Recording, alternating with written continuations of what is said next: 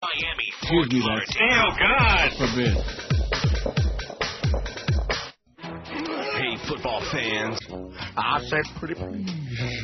So get yourself to a classroom quick. You're in America now. Stop making me sick. Nobody speaks English. Oh, we got yesterday beat by 1,000,000 miles, 10:02, and we got 19 dropouts on our streaming so far. Yeah, get used to it. There are issues in the building today. Really? Yeah. Issues but no answers? Is that what you're saying? Correct. I see. Anyway, that's the way it goes. You know, this whole, I'm rethinking this whole business with the blog that why did I even start doing that? Whatever. It was a novelty. Waste of time. Sure. That's why I never did one. Total waste of time. And then somebody gave me the Al Goldstein thing on Booble.com, so I just read Al's latest blog entry from the weekend. And, waste of time, Al. Who lost 150 pounds with stomach stapling. I'm a fat Jew. Not anymore. But, he says basically the same old stuff he always said about, every four-letter word that's ever been invented and doing this one and doing that one and animals and anything that moves. Still got the same poll on there from yesterday because I figured it was so good we'd leave it on there for an extra day. Doesn't that sound like a good reason? Sure. Even if it isn't. I'm re-examining many things. In case you hadn't noticed that yesterday, I'm re-examining many priorities and reshifting my life. And one of them being this whole MySpace experience. Now, I'm sure Miguel put it on there thinking that it would, encourage a lot of young listeners and whatever he was thinking. A promotional vehicle. A promotional vehicle. Well, since we don't have any promotion, at least it was something, Right. And we do have 968 people on there, friends, and I use the term loosely. But I could live without it, believe me. It would have enhanced my life tremendously without it. It would have been much more pleasant and much more productive. And the blog thing, well, I'll get to that in a minute. See, I really thought, being as stupid as I am, I really thought that once I started doing that, because it's a whole separate venue, it's a different area, and that there would be a whole bunch of people who would have some comment or response. But it's the same as the phone or the same as the fax machine. Right. What you wind up with, basically, are a few chronics, and I'm not saying they're bad people. Some of them are nice people, I guess, but you really have no idea who you're talking to. But, and that's it. But I'll get to that in a minute. Here's the poll, updated. Main reason I listen to Neil is, gee, you did the same poll again? Yes, I did. For laughs, 663. He's a freaking genius, 557. If I'm such a genius, how come I'm working for Joe Bell? How come we got 25 dropouts and it's only 5 minutes after 10? We've been on for 5 minutes and the streaming. Anybody trying to listen online, good luck to them. They'll need it. How about Ohio State, by the way, huh? Oh! Or they take a licking or what? I don't watch too much of that. I watched a really good movie last night with Harrison Ford from last year called Something. I got to look it up, don't I? Well, I don't know what it's called. Let me Google it. All right. Let me IMDb it. No, you don't have to do that. I can walk and chew gum at the same time, unlike Jerry Ford. He ain't walking or chewing gum. He's not even cold, and you're taking shots. Good. Kicking the carcass. Piece of turd. Let's see. Harrison Ford, Star Wars, yada, yada, yada. Okay. Really, and I mean, not a great movie, but pretty good. It's called Firewall. Oh, okay. Have you seen it, heard of it? No, I've heard of it. Smelled it? That's pretty good. About he's a banking executive guy, and his whole family gets kidnapped, and they want him to go into the computers and transfer millions and millions of dollars, and it's pretty good. And the ending was okay. I mean, it was corny, but it was fine. Anyway, 1,809 votes. The main reason I listen to Neil is for laughs, 663. He's a freaking genius, 558. He speaks the truth, 222. The truth. To hear him suffer, 78. Those bedtime stories, 73. Better get used to a lot of those. Because I'm bored, 70. And there's no charge. That's one of the nice things about this show. We don't charge to listen. 4 hours, kill some time in the middle of the day in that outdoor septic tank called South Florida, and it doesn't cost you a dime. The crazy callers, only 64. I hate Neil. Look how many voted for that. About 30, man. We hate you. Well, thank you so much. And the feeling, I'm sure, is mutual. I hate this full 26, and it's a break from all sports, 25. How about those Gators, huh? Woo! Heavy duty. I watched about 5 minutes of that. Firewall with Harrison Ford. It was worth watching. I didn't get a chance to watch any of the great stuff you sent me, which, what was it? Jackass 2? Borat and Jackass number 2. Borat was sure is very nice. So anyway, to get back, I'm really toying with the idea of having Miguel just Schmidt can the whole MySpace thing. Say the word and it's gone. Well, what do you think? In fact, that'll be let's do that for the poll for tomorrow. Okay. That's a great poll. And again, there have been some very nice people on there, and but again, I think they're very nice. I don't really know because almost none of them do I know off the air, you know. Mm-hmm. And then there are also some chronics on there who just, you know, they want to tell me how to live. They get the one guy who wants to tell me I should take the Purell to a Woodbine to wash my hands and get rid of the germs, and how I should cross the street, right. You know, everything else. I think you should drink it. But here's a classic example of what you get. Now, on my blog yesterday, the first entry I put on there, a scathing rip job on Beasley Broadcasting and Joe Bell, and deservedly so, by the way. These people are as clueless as the day is long. But the checks do show up, and I'm going to show up every day, too. But as an afterthought on there, and even you agree that I'm not any longer obsessed with the two people who diddled me around for weeks on end on that thing, but I agree. It's just normal curiosity. Anybody, I mean, the Jacob thing, why is it even worth going into, okay? I mean, this is not somebody I want to know. I don't want to smell them. There's just something wrong there. You know, I can take the blame the first time for the disappearing act and the shine job. You've offered to put him in your will. He went too fast. Okay, fine. Then he comes back when I did that whole show about that episode, and, like nothing ever happened, like my long-lost best buddy. And then over the weekend, he pulls the same disappearing act 3 days later again. Let me just give you a little bit of advice, all you kids out there. If somebody gives you their phone number, and after a time, if you decide you're going to try to call and have a chat or whatever, and you call them maybe half a dozen or 8 or 9 times, and they never pick up the phone when they see that it's you and they never return the call, that is not a friend, okay? Right. So why even waste my time with that? And as far as the other one is concerned, even in spite of your insistence because you wanted to see me get hurt.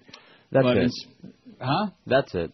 Nobody, you wanted to see that I'm a jackass No. myself, which I obviously can be. But the other one was not real, and I did come across yesterday because Josh had told us. And by the way, Josh is gone. We got Chris back today. Welcome, Chris. Don't say too much. Okay. Well, he's been there. He's was filling in for. No, he's all right. He knows what's going on. He knows what kind of a crap hole he's working in. But now, what was I just going into? See, now I'm losing my track. So you were accusing me of wanting you to get hurt, and about the other thing. At any rate, I came across Mike. I forget whose page it was on, and it was one of their friends. And Mike was Josh. And Josh told us about this. This guy had taken Josh's picture and stolen his identity. And like you said, with the right click of the mouse, anybody can do that with anybody. Sure. So the fact that somebody sends 1 or 2 pictures and then goes through a whole song and dance with you, that doesn't mean you're talking to that person. No, it does not. So anyway, just out of normal curiosity, I'm wondering, is there really such a person as this one that I've been talking to for 11 or 12 days? I really have my doubts.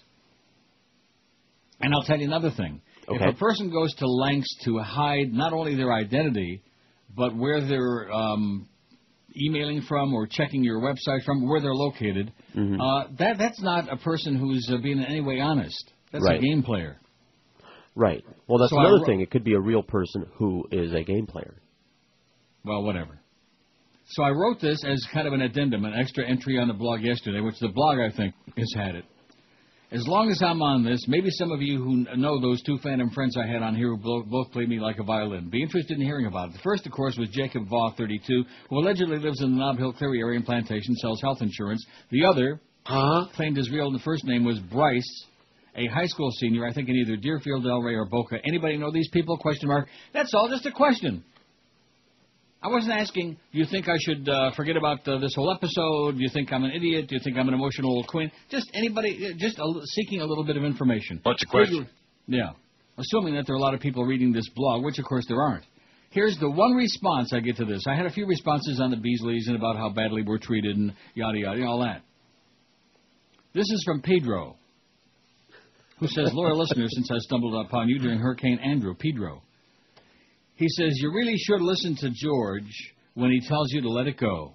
You're spending an inordinate amount of energy pursuing people who don't deserve it. If this is shtick for the show, then never mind.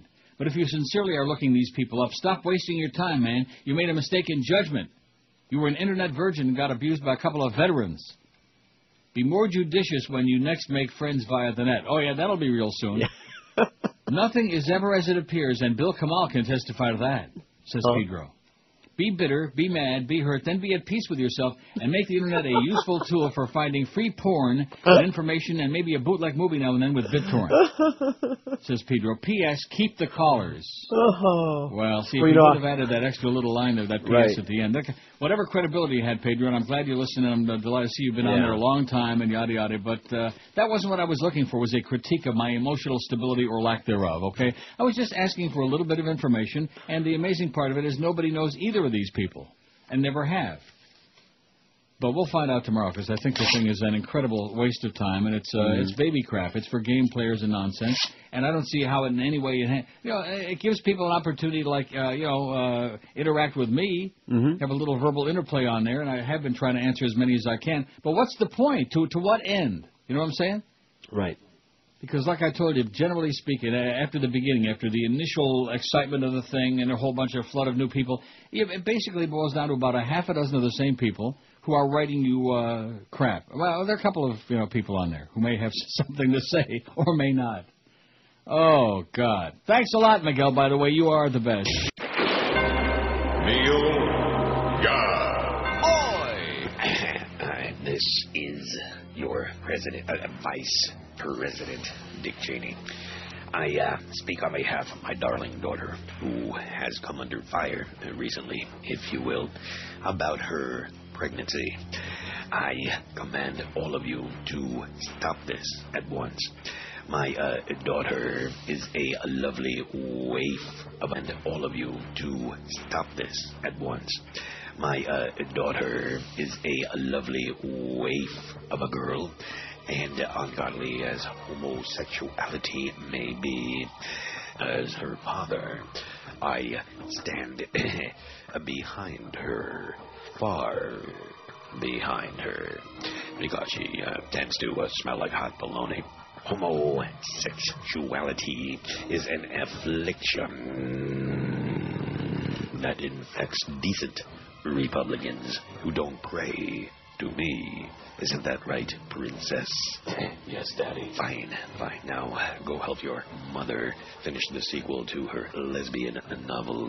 Okay, Daddy. Thanks. Oh, mind if I borrow your Spiro Agnew blow-up doll? No.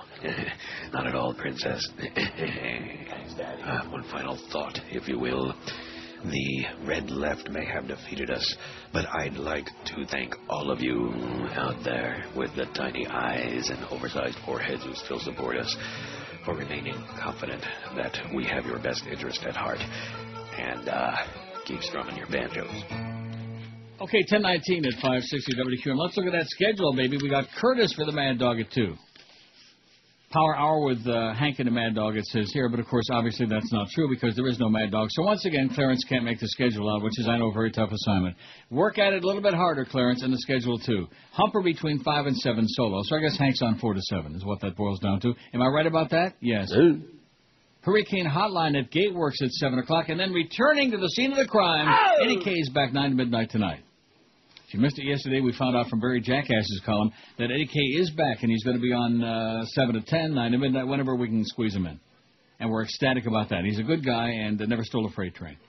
Okay, so I faxed Eric a new poll, and as soon as he has his fat, nimble fingers on there and gets the new one on there for me to switch, I'll switch the polls, okay? Is he in his little box? Yes, he is. Well, good. That's not so little.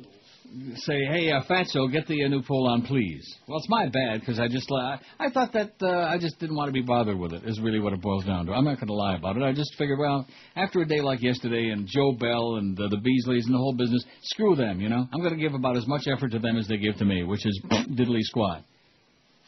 And, of course, Joe tells Norma Kent, well, you know, Neil, I guess, goes through these periods. Yeah, I'm having my period, Joe. George and I just fabricate these things. There are no technical problems. There are no issues. There are no, you know. And, by the way, Joe, if you're so enchanted with the callers, just like Pedro is, I'll give him your number. How do you like that? Let me give you Joe's cell number on the air. And then yeah. And then about every 2 minutes, he can punch up the phone. Hi. He can get one of those. By the way, the computer that you're using in your studio to surf the web over there, is that one that you bought also? Of course. Okay, I'm making a list. Of all the things that I've bought? No, of all the people in this building that are using their own computers, because apparently it's quite a long list. I see. Well, that's because the Beasleys are too cheap. Yeah, you know, one thing I want to say to you, and I've said this before, I mean, the Paxson people were strange, to say the very least. But at least, you recall when Paxson bought IOD, and we went over there, and we had the meeting with the engineers or with whomever. Sure. I told them the equipment we needed to do this show, including the 360 that's got, like, that stuff in it, and then the DCS, which, of course, has got, everything. Neil, God. All the bits in it, and whatever we needed. And the comment from Paxson was, buy it. Whatever they need, get it. Right. So they didn't try to shortchange us on equipment over there, like, take two pieces of two tin cans and tie them together with string and try to make a radio station out of it. Right. When they made someone an operations manager, they gave them a desk with a computer on it. How do you like that, with a real computer that the operations manager person didn't have to go out and pay for himself? Because we have an operations manager using her own computer here. But you'll be very excited to know that Jolly Joe offered to reimburse me for the fax machine that you'll have there, maybe even today. Excellent. If somebody doesn't intercept and I don't want it. Take the $248, Joe, and wipe somebody's butt with it. Hey, I'll expense it. Go ahead. Go right ahead. Maybe Chris can expense it. Fax me the receipt, would you? So here's the poll. Now let's see if Eric is on top of this or not. It's going to take a minute. No, it's not on there yet. Come on, Fatso. It's only about 4 choices here. Should Neil dump the MySpace page? Now, maybe I've left something out of here that we can add on. Yes, it's nothing but grief. Yeah, it sure has been to me. I've had some fun with it. I thought it was a little bit of fun. And there were times I thought I was having fun, and it turned out to be crap. I was just being played like a violin. No, it's fun. Don't dump it. Who cares? I hate this pool, or I hate MySpace.com. Those are the 5 choices I have so far. Did I leave anything out? No, that sounds fine. I already voted. There it is. There's the new one. How do you like that? Like I said, that Eric is the best. I'm voting yes, it's nothing but grief. And, of course, people are going to say, well, if you don't want it, you can do whatever. It's your... Well, I'm curious. If there are people out there who think that it has added something to the show. I think it, quite frankly, becomes a distraction, not just from the show, but from your life. It can. And all that tracking crap. See, here's the thing I don't understand. And there are many things I don't understand, although there are a lot of sick people out there, a lot of people with a lot of time on their hands, and a lot of people who are desperate for attention. But people who have basically told you to take a flying leap and who have shut their profile to private so you can't, reach out and touch them even a little bit, they're all over the MySpace page like Stink on Joyce, man. They're all over the place a zillion times a day. What are they looking for? What are they doing on there? I don't know. I beg your pardon? I don't know. I don't either. I don't get it. I don't want to know. Oh, look at that. There's 23 votes on there already. Holy crapola, man. Should Neil dump the MySpace page? Who cares? 10. No, it's fun. 6. Yes, it's nothing but grief. 5. I hate MySpace.com. 1. I hate this poll. 1. That's what we got so far. It takes maybe the first 100 votes before it starts taking shape. Right. I voted for who cares. Really? Yeah. What does that mean? It's just there. It doesn't have to take up any time if you don't want it. I'll tell you one thing, that blog was a bad idea. I remember Lassiter had his blog, but then again, he wasn't on the air. He was dying. That was his medium. And that was his medium to communicate with people who would listen to him for years and years. And I got involved in it. I read it every time he put another entry on there. I read it either every day or whenever he put something on there. And it was pretty interesting. And then, of course, his wife Mary put the last one on there after he died. So it was like a ongoing soap opera, but it was the only way he had to communicate. With me, why should I expect a response on there when we don't get a response on the phone? The only people we have on the phone are the same 3 idiots who have hijacked the radio show. So why would I expect whether it's on the fax machine? We got Chronic Phil. Right. I mean, yeah, there's some good faxes come in. Usually with the polls, those are the best ones. Oh yeah. Please. And the same thing with this MySpace. There are a few people out there like Chronic David, who, like I told you, was giving me instructions on how to cross the street, everything, how to pick my nose, you name it. I mean, there's Mike at FSU, who seems like a good guy, like a normal person, which is fine. And then there's my friend Harry from Detroit. And that basically is about it in terms of people I, email back and forth with. And the thing that I find just amazing, and it goes to show how out of touch I am because I'm an old fuddy-duddy, but is that you'll hear from somebody like my cousin's son, and you exchange a couple of emails back and forth for a day or two, and then you never hear from these people again. That's right. That's standard. It's standard? Sure. What else I got to say? Well, what does that mean? That's just the way it goes. Jesus, God. You see, I'm an extraordinary person. and people are going to say, well, you must have an awful lot of spare time. No, I really don't. I don't have time for this crap, but you just get involved in it. And when that one guy said it's the crack cocaine of the Internet, I Sure. understand him fully because Right. you become like a slave to it. And you're running in here, oh, is there another message from this one or that one or whatever, you know? Mm-hmm. Anyway, here's the final result on the poll from yesterday and earlier today. See, we did get another poll up for today. How do you like that? Aren't you impressed? No. I had no doubt. 1,829 votes. The main reason I listen to Neil is for laughs, 668. He's a freaking genius, 561. Sometimes. He speaks the truth, 229. To hear him suffer, 79. Suffering at the hands of Jolly Joe Bell and the Beasleys. A match made in purgatory. Those bedtime stories, 75. I listen because I'm bored, 70. The crazy callers, 65. I hate Neil. About 30, man. 30. Hate me like poison, and that really hurts my feelings badly. Not. I hate this poll, 27, and a break from all sports. Thank the Lord, 25. Holy Mackinac! This is Joe Bowen, the voice of the Toronto Maple Leafs, and you're listening to the Hockey Authority, Neil God.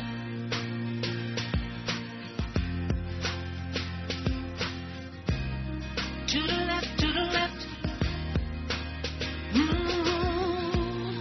To the left, to the left. Bathroom is down the hall to the left. Yes, I feel I have to go, but when I sit down, it ain't so. It ain't so. Mama gave me castor oil, take milk of magnesia and correctol. No matter what, it's all the same. This constipation drives me insane. Sometimes I suffer by more. 6 days I sit nonstop. Tell you what, my internal plumbing is all stocked up. My bowels are twisted. Oh, I wish I could go. Oh, I wish I could go. Stop knocking. I'll be on in a minute. Don't worry, I'll be on in a minute. Oh, I wish I could go. Oh, I wish I could go.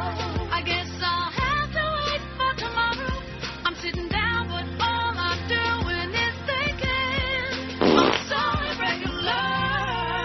10:33, 27 before 11 at 560 WQAM. It's the new year, and we got a whole new altitude about this whole thing. You know, the sun is shining here now. It's beautiful. Is it? Can't believe it. Good. Although all that toasty weather, all those temperatures. Although Saturday it's supposed to be like 46 again here. Friday, 45. Look, they just changed the forecast. But right now it's minus, what is it, minus one? You know what temperature is here now? About 30, man. Fahrenheit, about 30. And only this afternoon, the high is only going to be about 34. But it's sunny. It's one of those days up north where it looks really beautiful from sitting inside looking out the window.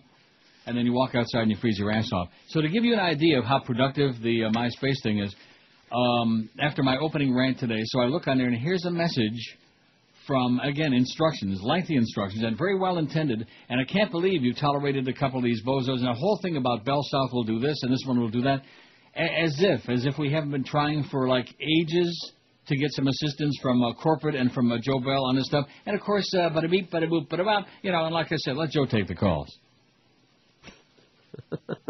Yeah.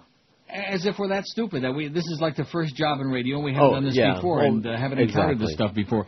These people, what they know about talk radio, you could stick in a thimble and have room for the Chinese army left over. That's what they know about broadcasting. With like those especially comments about talk from radio. Joyce when we, try to get her assistance on this issue. Oh, yeah, Joyce. She'll, like I've told you before, she will do anything in her power to deep six this show. So what are you going to do? She's the corporate legal baby. Corporate legal doesn't want this, and corporate legal. She wouldn't know a radio, like I told you before, if you took 75 old Zenith table models and shoved them up her fat ass.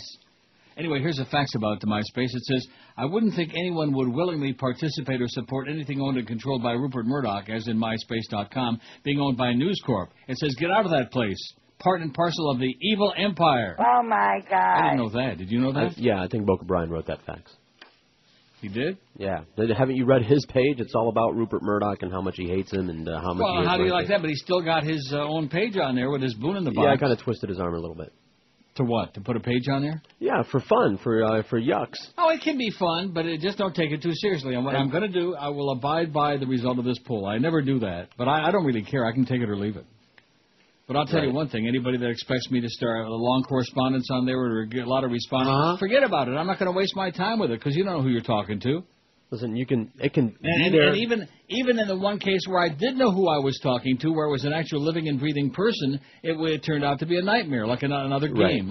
Let's play the old man a second time now and see if we can get it. What was that all about? And then, of course, you wonder what it was all about, and you just, and I don't really care. Should Neil dump the MySpace page? 87 votes on our new poll now. Very nice, nicely done, Eric. Who cares? 41. No, it's fun. 18. Yes, it's nothing but grief. 16. Pretty tight. I hate MySpace.com. 11, and I hate this poll. Only one. Now that's interesting. Only one. 1.1% out of 89 voters hate the poll. Pretty good for our crowd, for our usual hate crowd. Huh? Speaking of hate mongers, contrary to an internet report, Republicans in the House of Representatives appear to have asked for a day off less than a week into the 110th Congress, according to Ross Story. The Democratic leadership consented, and no action was scheduled on the House floor yesterday. Congress will not meet to begin the official 100 hours agenda of the Democratic members due to a request put into the Democratic leadership by Representative John Boehner of the Republican minority leader in the House of Representatives. Mr. Boehner made this request, and in the interest of comedy, Democrats granted it, a senior Democratic aide told Ross Story.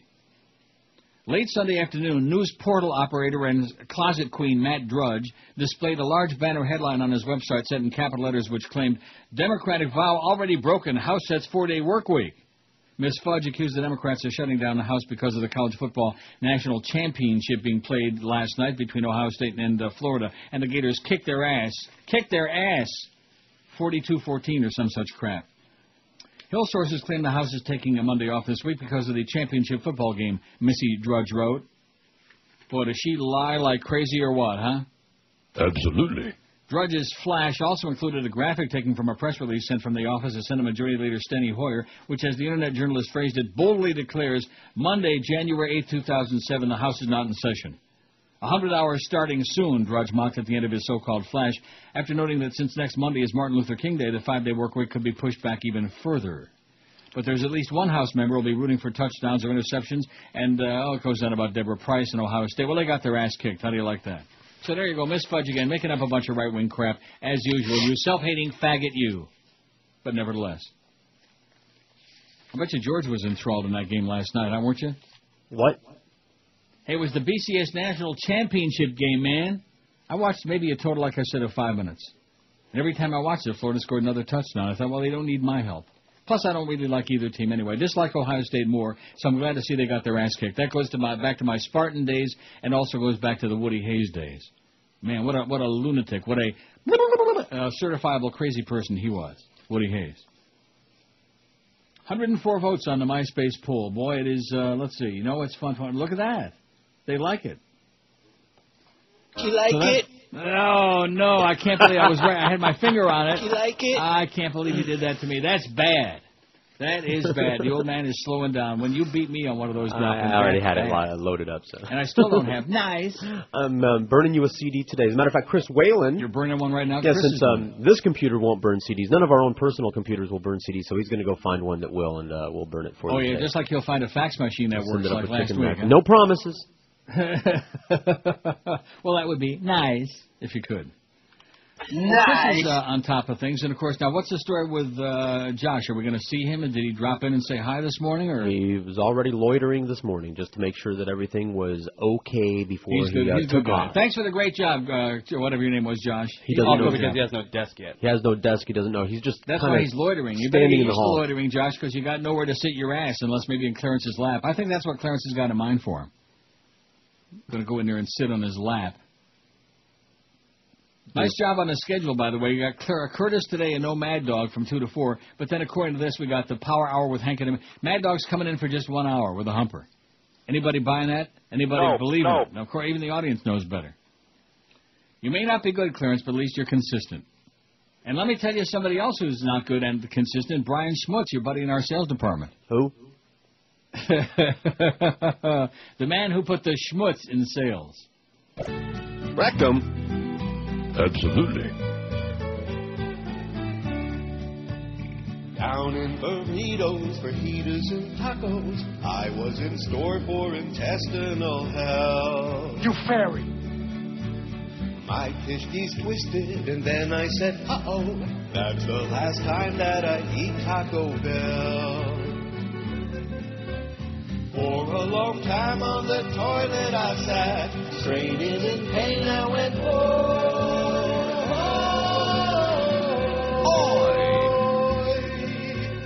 I made it splatter. I was the fastest ass in the Southwest. With one leg up in the air, I was cramping, knew I was in trouble. Thought I was gonna die from E. coli. After I finished my 15th cross puzzle, I used a case up of diaper wipes. 10:46, 14 before 11 at 560 WQM. I got a really nice email just now on MySpace from a guy that I'd heard from once before who claims he worked for the Beasleys once upon a time. He's in Ohio. Mm-hmm. And tell me about global warming in Ohio, and they haven't had any winter yet, just like me here, and et cetera and so on. And he said, dump the calls. He said that they're a detriment to any talk show, as you well know. Now, didn't I do a whole diatribe about this about 2-3 months ago? Yes. And about how things change and how the one thing that's kept me going all these years is that I've been ahead of the curve most of the time. I've been either perspicacious enough or lucky enough to be ahead of the curve. Right. Just like when the old style with the guest and all that boring old, that when that was done, I was ahead of everybody on that. I got rid of it. I Schmidt canned it. That's the same thing now with the calls. Oh, I might, reach over and take one every now and then. It's there. But let me also say this to you. It's not only the fact that there are 2-3 people who can hijack a radio show if they want to. It's the fact that nobody else calls and has got anything to say. That's what it's all about. Right. If only.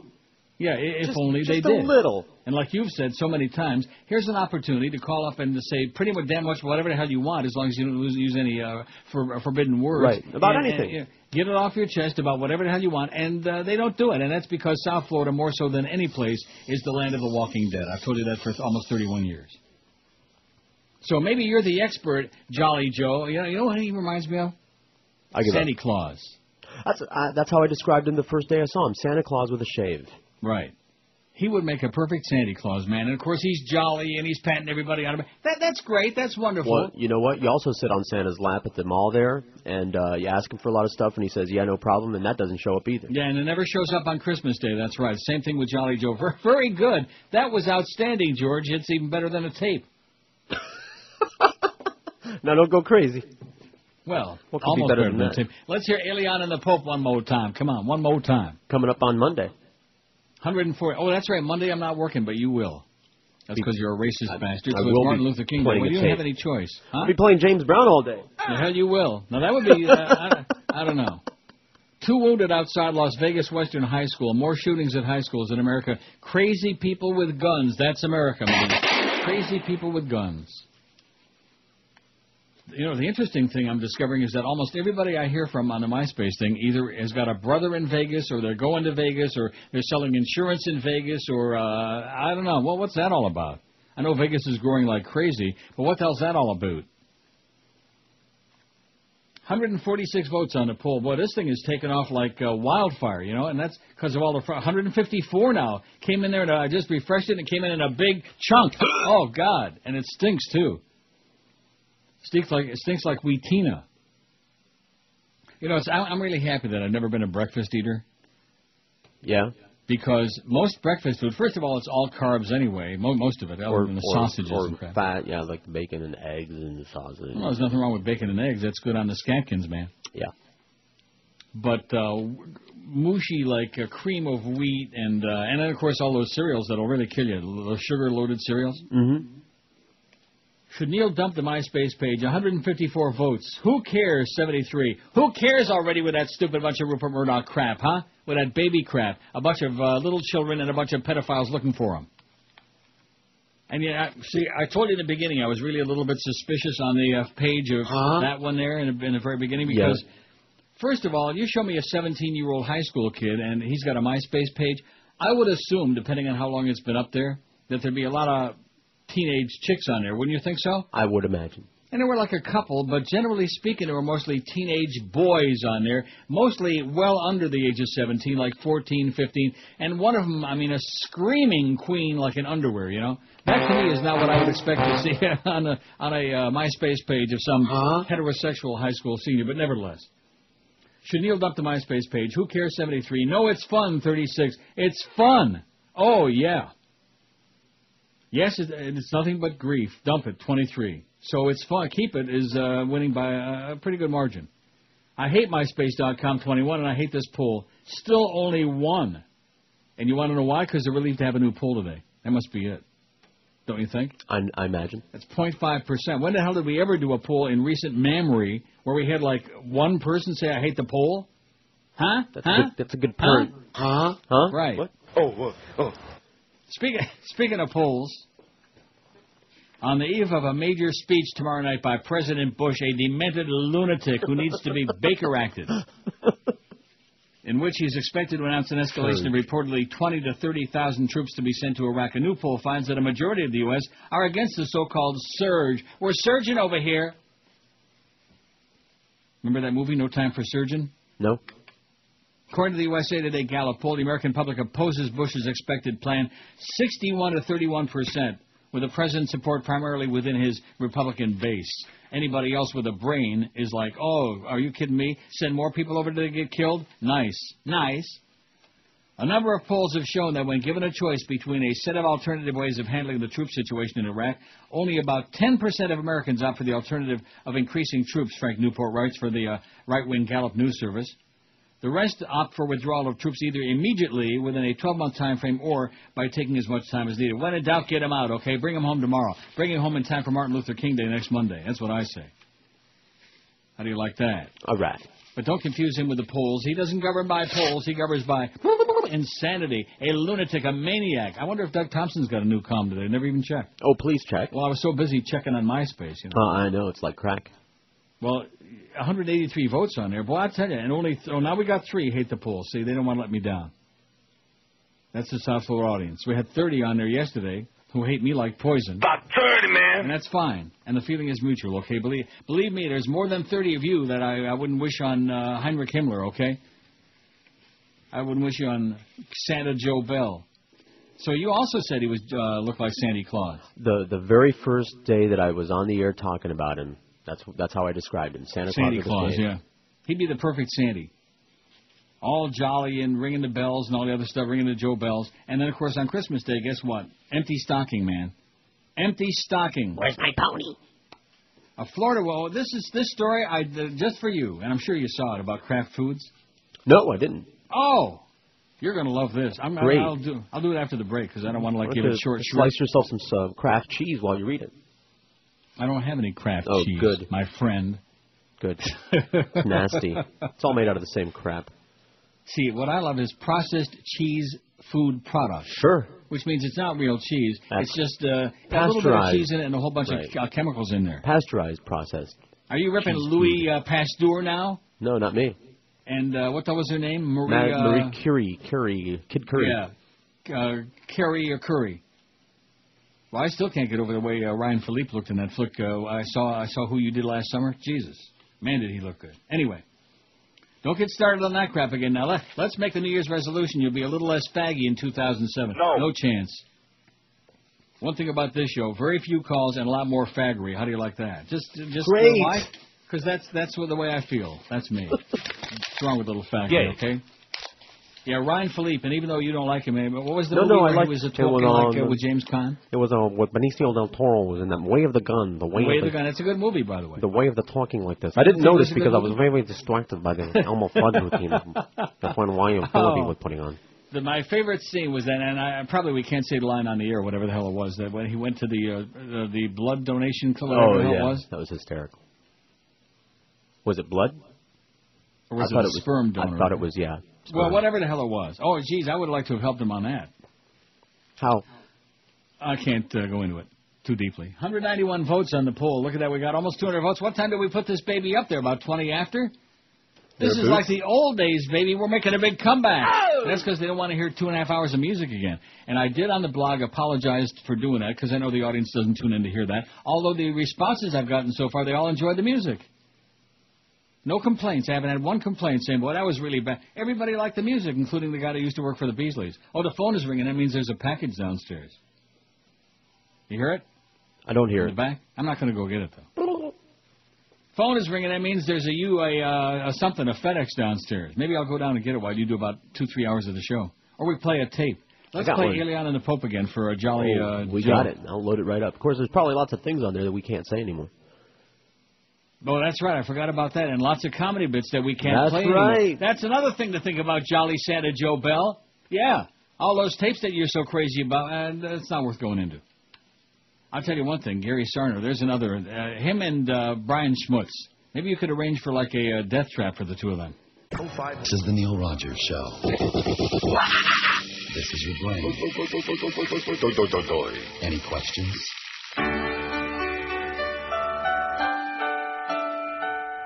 A long, long time ago, it was 1900, and Jesse Helms was just a lad of 9.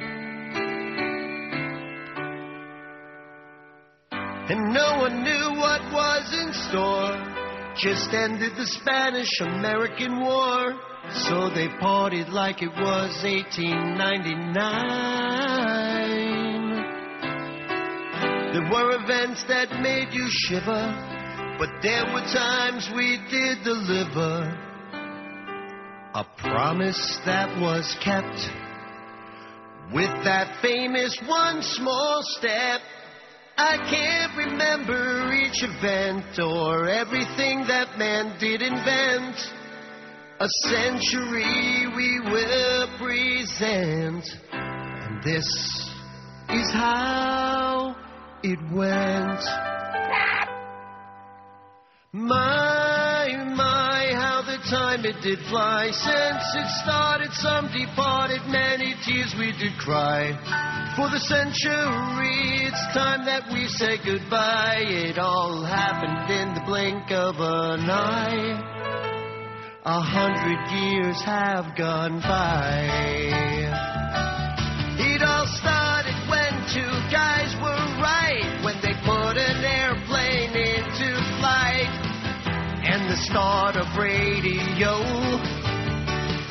Sigmund Freud had his mom to thank, and quantum theory and Max Planck and the Titanic, that story we all know. Well, World War I, it soon began with shooting Archduke Francis Ferdinand. Millions died from the flu, and plastic, it was brand new.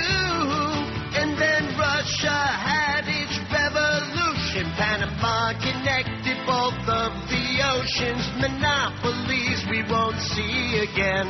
100 years gone by, and we were singing, my, how the time it did fly. Since it started, some departed, many tears we did cry. For the century, it's time that we say goodbye. It all happened in the blink of an eye. 100 years have gone by. Albert had his relativity. They mass-produced a new Model T, and Lindbergh landed near Paris.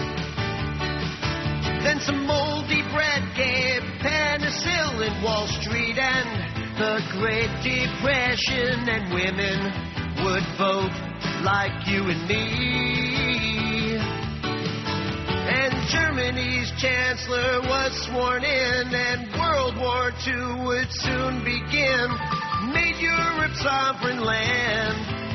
The Project Manhattan, evolution trial in Tennessee. We caught our first look at TV. Then the day that lives in infamy. 100 years gone by, and we were singing, my, how the time it did fly. Since it started, some departed, many tears we did cry. For the century, it's time that we say goodbye. It all happened in the blink of an eye. 100 years have gone by.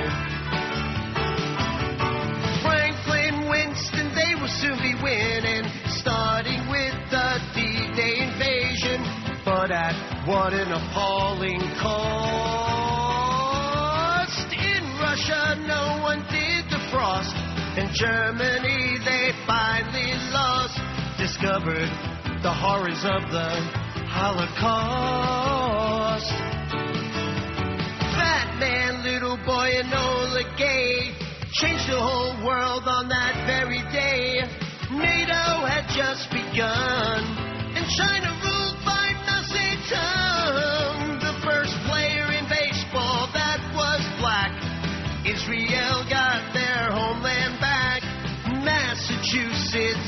did Jack 100 years gone by. I'm dying over here. And we were singing, my, how the time it did fly. Since it started, some departed, many tears we did cry. For the century, it's time that we say goodbye. It all happened in the blink of an eye. 100 years have gone by.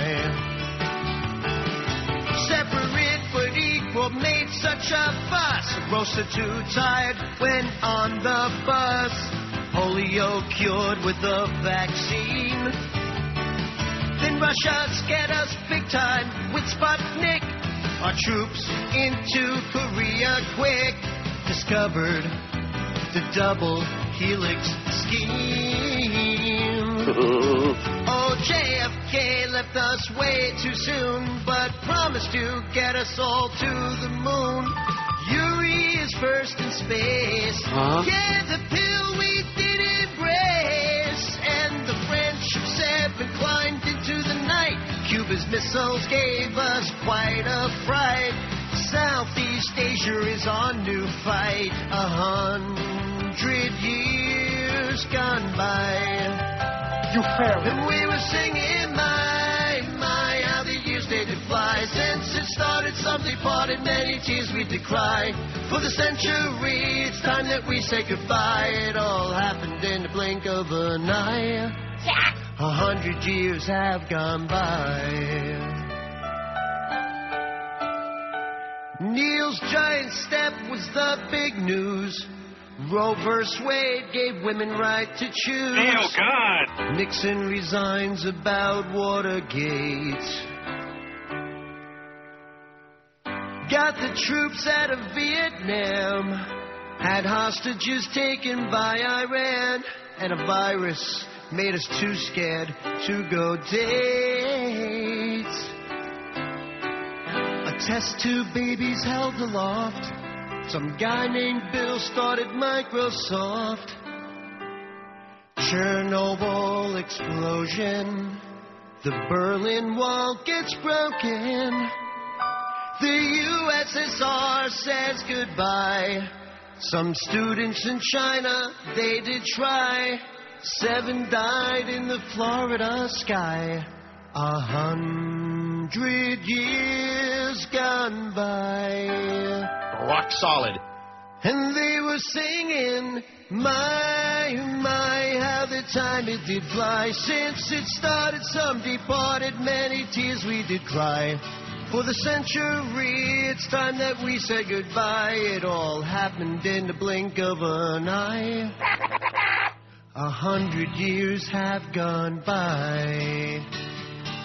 We were singing, my, how the time it did fly. Since it started, some departed, many tears we did cry.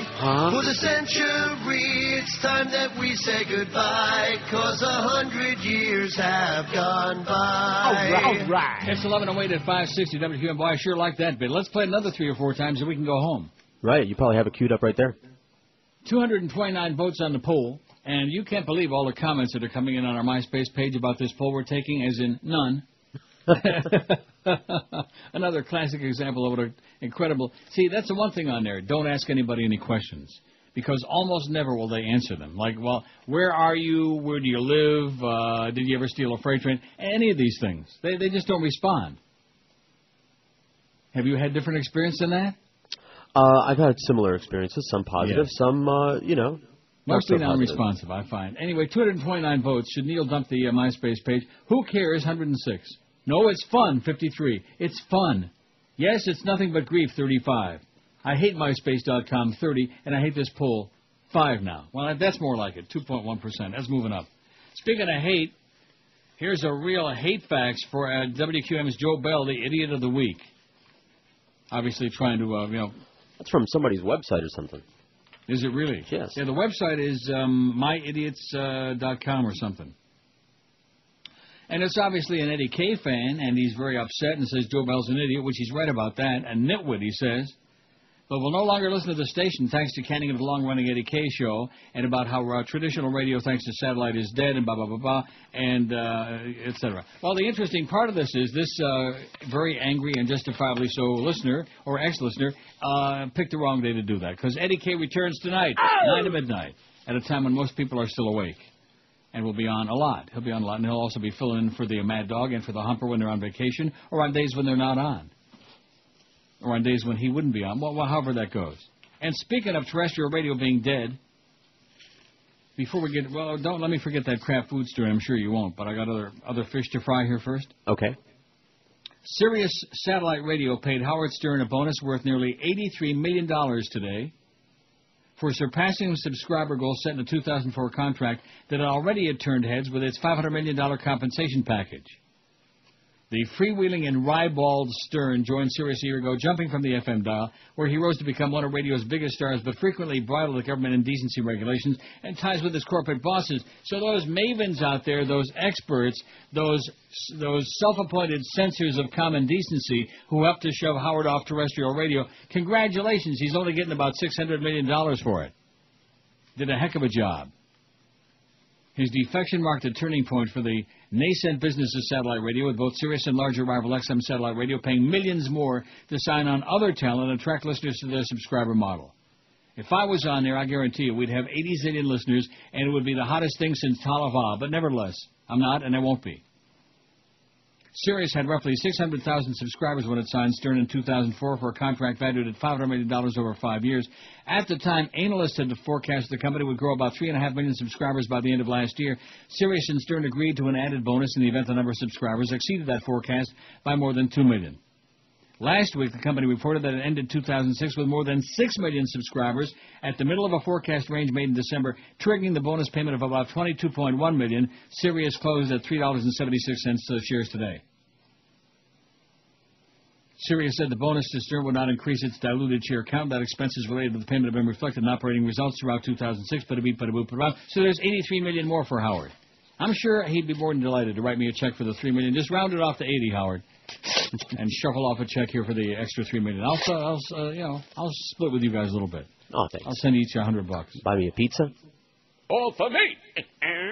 You don't need to be bought pizza. Now let's see. That was in the movie last night. What was the name of the movie again with Harrison Ford? Firewall. Oh, okay. Howard David was in it? No, Howard David did. He was the pizza burglar, right? And she was expecting pizza to be delivered. Well, you'll see it. I don't want. I mean, that part doesn't. I'm not going to spoil it for you. No, I'll see it. Pizza delivery guy turns out to be one of the thugs, one of the kidnappers. And he comes. He's got a pizza box, and he walks in the door, and she just jams her down on the floor, and then the two kids and the whole deal, and it's not too bad. It wasn't him. It was who was it that was kidnapped? And was it Paul Newman? Was in that movie? In what movie? Kidnapped by this guy, and the guy was a crazy person, like a lot of our listeners, and taken out in the woods. And his wife was doing everything to try to get him back, and in the end, he died. That was Paul Newman, wasn't it? Don't you know I don't know what I'm talking about? I don't. I really don't. Are you serious? Somebody will know it. Somebody will fax it in. Sounds or great. They'll call it in, but somebody hadn't ruined it for me. What? Sounds like it would have been a good movie. Oh, it's a very good movie, but he does die in the end. Yeah. Well, you're not going to see it anyway. Probably not now. Well, look at all the time I'm saving. I know. Only in the Banana Republic, baby. Only in Miami.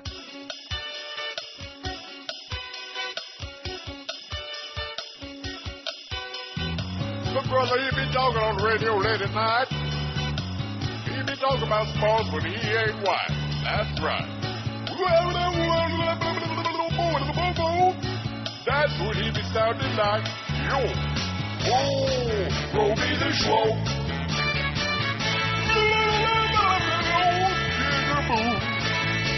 Lord have mercy. I said, oh, roll me the show. Check it out. Roll the show. On the radio. I said, roll the show. On the radio, he be on the radio, it need to grow. On the radio, that's what he do.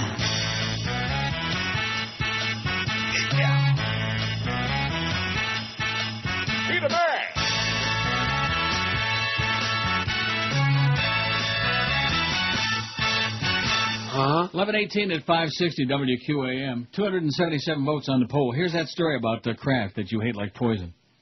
You know, I hate to admit this before I do the story. Mm-hmm. 2 nights ago, I had a dream about eating a certain kind of food. Fish food? No. Macaroni and cheese. Oh, okay. I like macaroni and cheese. But not Kraft macaroni and cheese. No. I'll tell you where they have good macaroni and cheese. I told you this before. I called her in the lunchroom at Calder. And also at Woodbine they have, why is it at every cafeteria, at every racetrack in the country, they got macaroni and cheese? It's one of those things. Generic? It's ubiquitous. Really? Yeah, everywhere. A Florida woman is suing Kraft Foods, Inc., accusing the Northfield, Illinois-based company of mislabeling its Capri Sun juice drinks. I think she's got an excellent point. Mm-hmm. The lawsuit was filed yesterday in a Palm Beach County court by Boynton Beach, Florida resident Linda Rex. You go, Linda. And is backed by the advocacy group, the Center for Science in the Pubic Interest. Both called the foil pouches almost juiceless and said the lunchbox staple doesn't deserve its all-natural title since it contains high fructose corn syrup. See, I started gagging on it. You didn't just puke there, did you? Just about. Oh, I better take a drink of my Fresca. Though Capri Sun claims to be all-natural, its main flavoring would be more accurately called fresh from the factory. Michael Jacobson, executive director of the Washington, D.C.-based organization, said in a statement, that's organization. Let's put it this way. Unless you and your chemist friends are prepared to undertake a little Manhattan project in your kitchen, you won't be brewing any high-fructose corn syrup from scratch anytime soon. You might be scratching it, but that's about it. Rex said in a statement that she bought a pack of Capri Sun for a young relative, thinking the foil pouches were healthier than soft drinks. Surprise! But when I got home and got out my glasses, I threw it in the garbage when I realized it contained high-fructose corn syrup and was nearly identical to soda, she said. Loaded with sugar. Just loaded with sugar and chemicals. The company said it's been working for a year on a new package that removes the all-natural claim. They've been working for a year on a new package. Oh, no rush. Yeah. The new packaging is scheduled to go into production in about 2 weeks, and isn't that what Pharrell said, too? He was working for a year on a new package. The new packaging is scheduled to go into production in about 2 weeks, and will say that Capri Sun contains no artificial colors, flavors, or preservatives, according to a statement from Mark Firestone, Kraft's Executive Vice President for Corporate Legal Affairs. This new product description resonated well with consumers, Firestone said. Wow. It resonated well with consumers. Mm-hmm. High-fructose corn syrup, a popular sweetener found in most soft drinks, is made from cornstarch, and there's only one thing I can say to cornstarch, and that is, as the Chinese are fond of saying, feh. The Center for Science in the Public Interest, which has sued Quaker Oats, Frito-Lay, and other food companies for mislabeling food items, said corn syrup doesn't qualify as an all-natural ingredient because its chemical bonds are broken and rearranged in the manufacturing process. Kraft shares, Georgia like this, fell 15 cents. An afternoon trading yesterday on the New York Stock Exchange. Good. As George would say, but I still like Kraft macaroni and cheese. What's wrong with the other kind? Such as? Like Borden or any other kind, or even generic. Borden? I'll tell you what I do like is Borden's like... pasteurized processed cheese food? Yeah, that's the one, yeah. The slices, man. They have good pasteurized processed cheese food. They're kind of like which is nasty. Like. Which even rats won't eat. They're cheese-like. That's what you think, man. You put a bunch out in your front yard and you see how many rats it'll attract. Yeah, that possum wouldn't have anything to do with it.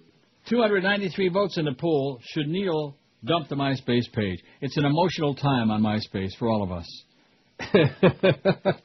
Are we having an emotional breakdown about it? No, I'm not. I'll tell you one thing, I damn near did. That was just pathetic is what it silly. was. You know, it was silly. It was ridiculous.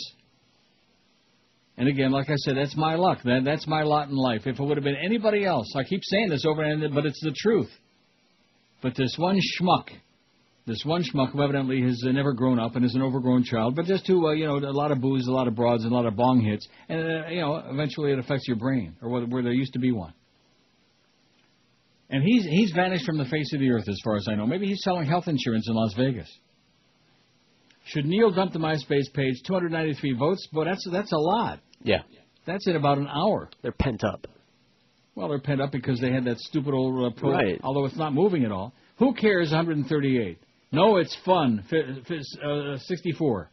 64 say, keep it, it's fun. Yes, dump it, it's nothing but grief, 45. I hate MySpace.com, 39, and I hate this poll, 7. And one of the recent chronics now, what the hell's this guy's name? A-S, I think he left one S off, ass. Please don't dump the MySpace. And he's just all over it like Stink on Joyce, man, over and over. And he has nothing to say. He has nothing to say, like our callers, you know. Nothing to say. Let me just look again to see if there's like another...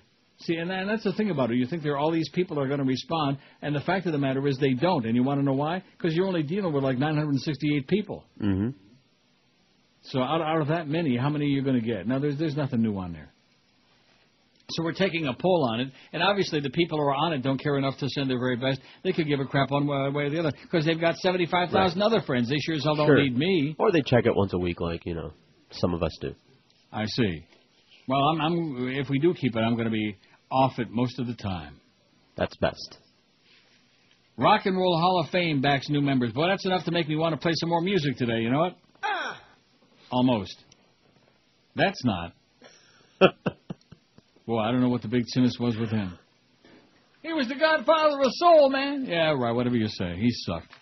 James Brown. He's a noisemaker. And a wife beater. And a druggie, but nevertheless. So she probably had it coming. I'm sure she did. Van Halen, the Ronettes, Grandmaster Flash, and the Furious Five, R.E.M. and Patti Smith. Oh, Grandmaster Flash and the Furious Five, excuse me. I don't even know from Grandmaster Flash to sure what an old fart I am. Coming right up. R.E.M. and Patti Smith will be inducted to the Rock and Roll Hall of Fame this year. In the 22nd annual round of honors, the organization announced this morning. The members of Van Halen to be inducted are the brothers Alex and Eddie Van Halen, the bassist Michael Anthony, and David Lee Roth, who did such a wonderful job filling in for Stern, and Sammy Hagar, who have replaced one another as the band's lead singer more than once. Gary Cherone, who sang with the group in the late 1990s between Roth's second stint and Hagar's, wasn't recognized. When in doubt, toss his ass out. The ceremony, scheduled for the 12th of March at Waldorf Astoria Hotel in Manhattan, will include a tribute to Ahmet Ertegun, the co-founder of Atlantic Records, who died last month. Remember we had that on the air, Ahmet Ertegun? Yes. Or is that Ahmed? I'm sorry. Mr. Ertegun was among the founders of the Rock and Roll Hall of Fame and Museum, which is in Cleveland, was inducted in 1987 as a non-performer. Nominees who did not make the cut this year include Chic, the Dave Clark Five, the Stooges, and Joe Tex. The Dave Clark Five didn't make it. I'm pissed off and fired up now. That is bad. What was wrong with them? I think these people are a bunch of Brit haters or something. We went through that before. Where I don't know what their criteria is, but it's crap, whatever it is. It sucks. And who did they put in there? Van Halen. Oh, yeah. And Patti Smith? Oh. Artists become eligible. Here's the deal. After 25 years after the release of their first record, are voted on by a panel of musicians, music industry professionals, and journalists, and a bunch of pseudo-intellectuals who would know a good song if you stuck it in their ear. If you jammed it inside their heart. Well, I got heartburn bad from something. Really? No, not really. A little bit. Not real bad. Not enough to... Too many grabs. 310 votes on the poll there on MySpace. You people who want us to keep MySpace, you better get on that MySpace and start begging like a dog. Get up on your hind legs and beg, please. The Pretty biggest please. name, sub 6-4. Oh, God, Neil. Tom, I'm looking for the 7-Eleven. Tom, where's the nudie bar? Tom, this is a golf shop. I said liquor store. You need to buy a blunt at the convenience store. You want some hoochies dancing in your face. And you want your Mad Dog 2020. It's not Tom, it's Jerome. Jerome, I need to find the discount baby clothes store. Listen, what you do is you take a left up here at the homeless guy yelling at the lamppost. Jerome, where's KFC? Bitch, move over, let me drive. Thanks, Jerome. Yo, we gotta make a pit stop at my pal T-Bone's house. Well, see, the wife was expecting me home about... Hey, man, get up out of this car. Jerome, I don't really know this neighborhood. Why don't you walk your ass home? Work off some of that mayonnaise. Later, bitch. The new way to find your way. Jerome. Available at rundown malls across the country. Man, I'm dying for some good macaroni and cheese. I'll tell you that right now. Maybe we'll get a call from our friends at Skyline Chili. Get some of that chili mac.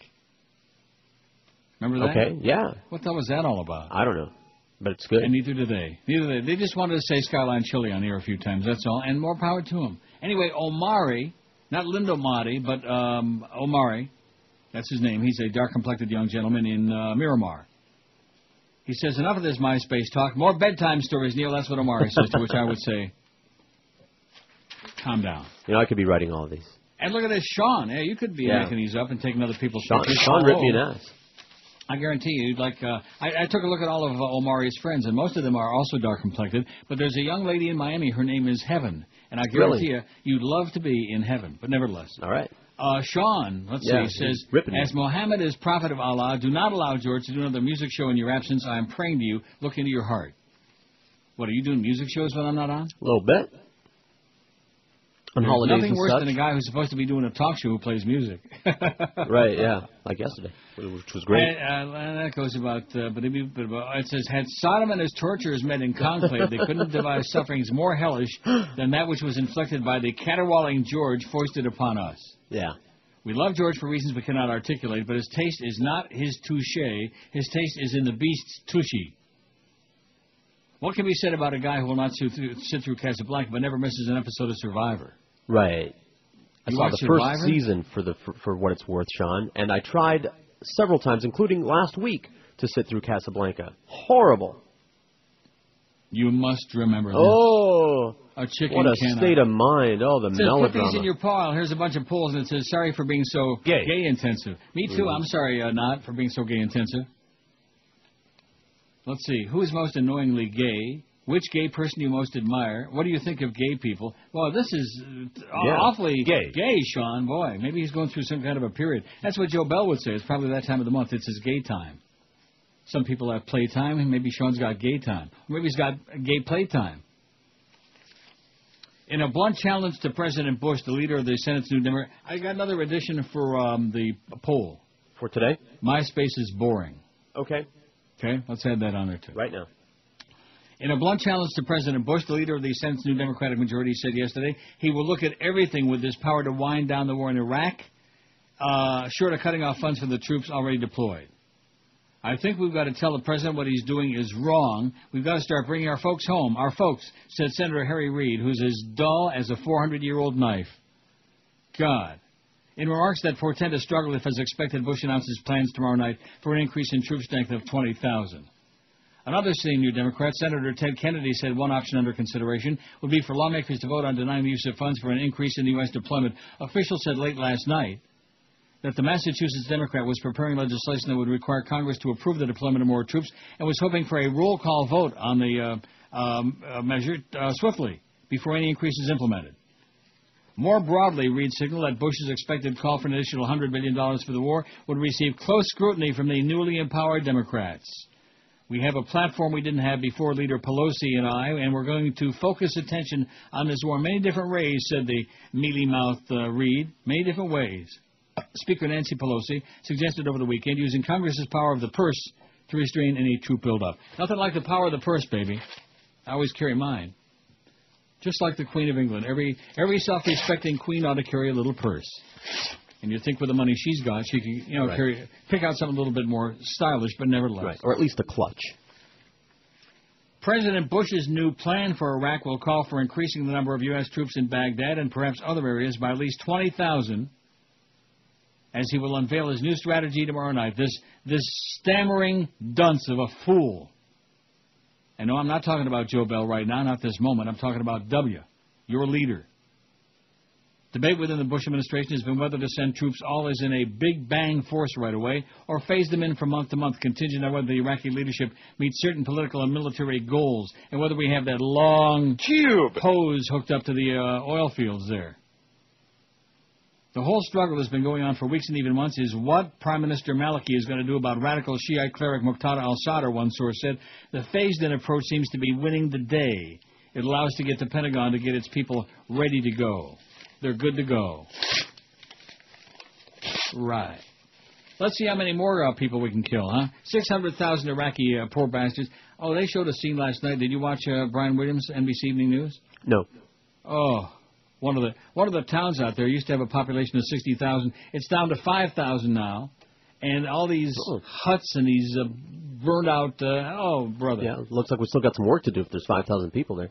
Yeah, that's right. When in doubt, take them out. 346. How come MySpace is boring is on there twice? Is there any special reason for that? Or? No. Somehow I screwed up and I don't know how.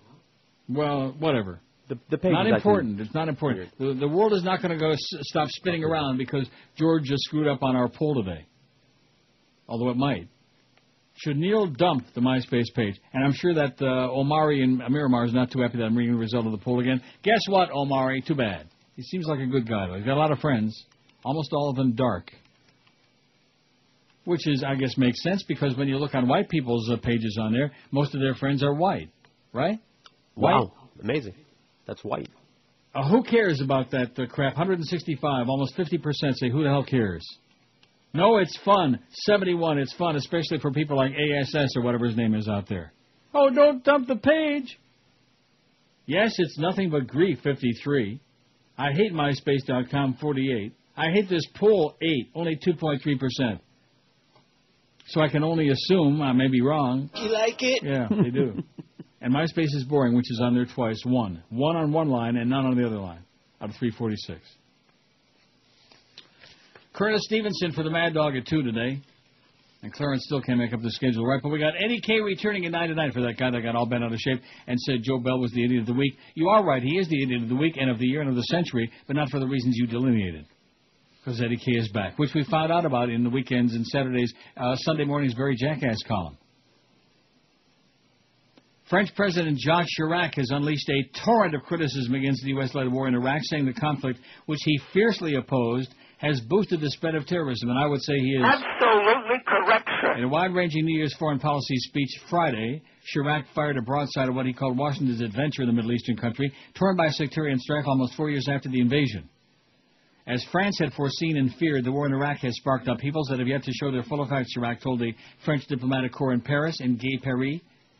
He said the conflict, which the U.S. still describes as part of the so-called war on terror launched in 2001, has offered terrorism a new field for expansion. It doesn't take a rocket scientist to figure that out, to see it, to feel it, to smell it. Chirac said it had exacerbated the divisions between communities and threatened the very integrity of Iraq. It undermined the stability of the entire region, where every country now fears for its security and its independence, he said. As Bush prepares this week to announce a major overhaul in the military strategy in Iraq, Chirac said the priority more than ever is to restore full sovereignty to the Iraqi people. Although Chirac at 74 is thought deeply unlikely to stand for a third term in France's presidential elections in April, he's delivered a string of combative New Year's speeches to defend his 12-year legacy and fight off suggestions that he is a lame duck president. Nothing worse than a lame duck. Where did that expression come from? I don't know. Old? Isn't that another stupid expression? Lame duck. You ever see a lame duck? Yeah. Only if Dick Cheney was shooting at it. Always hits him in the leg. Right in that web part of the foot, you know? Mm-hmm. 11:40, 20 till noon at QM. 354 votes on the poll. Our goal is 400. Well, this was like a last-minute deal here today. Based on my emotional outburst about all this time I'm wasting about that stupid blog. Why the hell did I come up with that stupid-ass idea? I don't know. I mean, you think anybody really cares about that crap? No. Maybe not nobody. Almost nobody. Next to nobody. No one of consequence. Well, good. Huh? Data and Suck it in and hold it. Coming to theaters soon. Rocky 6. Rocky takes on the best of the best at the Senior Center Slugfest. I love to play bingo. I got a bingo! That's what you think, Grandpa. Now that's a bingo. You came here to put me in a home. I came here to put you in a hospital. Brace yourself, Grandma. How do you like me now? Rocky 6, rated PG-65. No one over 65 allowed without bladder control. I've fallen, and I can't get up.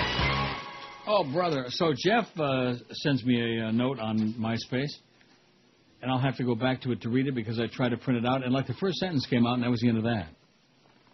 Mm-hmm. Well, it's one of those things. That's because I don't do it right. He says, about your poll, I'm a fan and try to listen every day. Thanks, Jeff. Once in a while, facts with something to add, etc. Would not consider myself rabid or worse, obsessive. I really do think it would be a mistake to lose the MySpace page, says Jeff.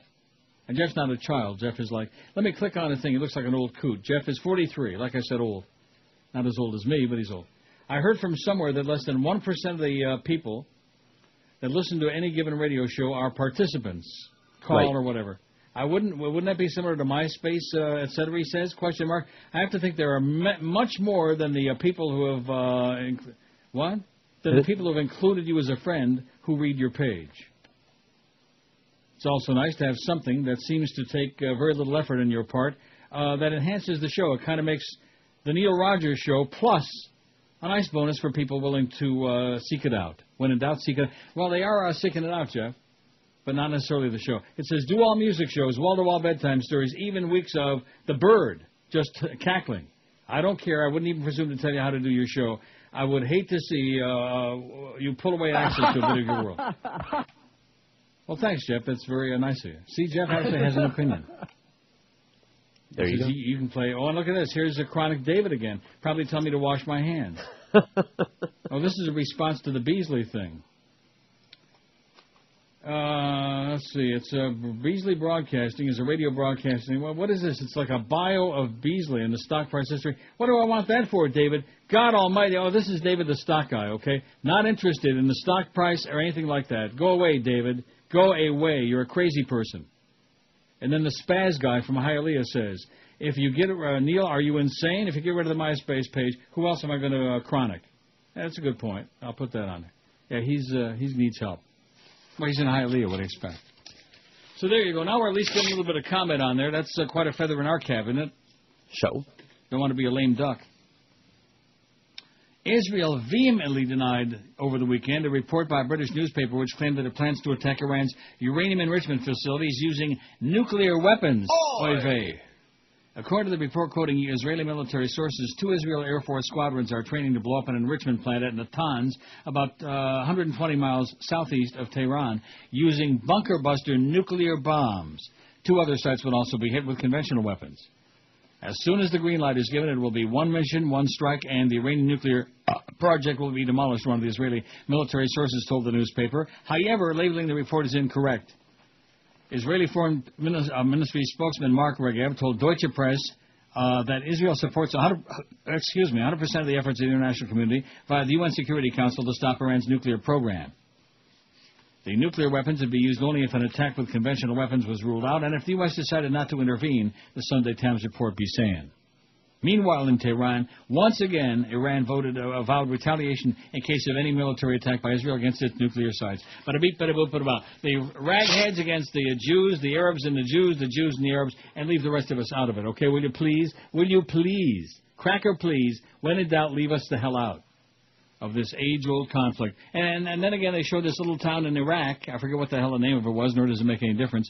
And who is it? The Shiites and the Sunnis, and they're all blaming each other. Oh, no, they're the ones who are doing it, and they said that the Shiite couldn't even walk down the street without a Sunni killing him. Aw. Yeah.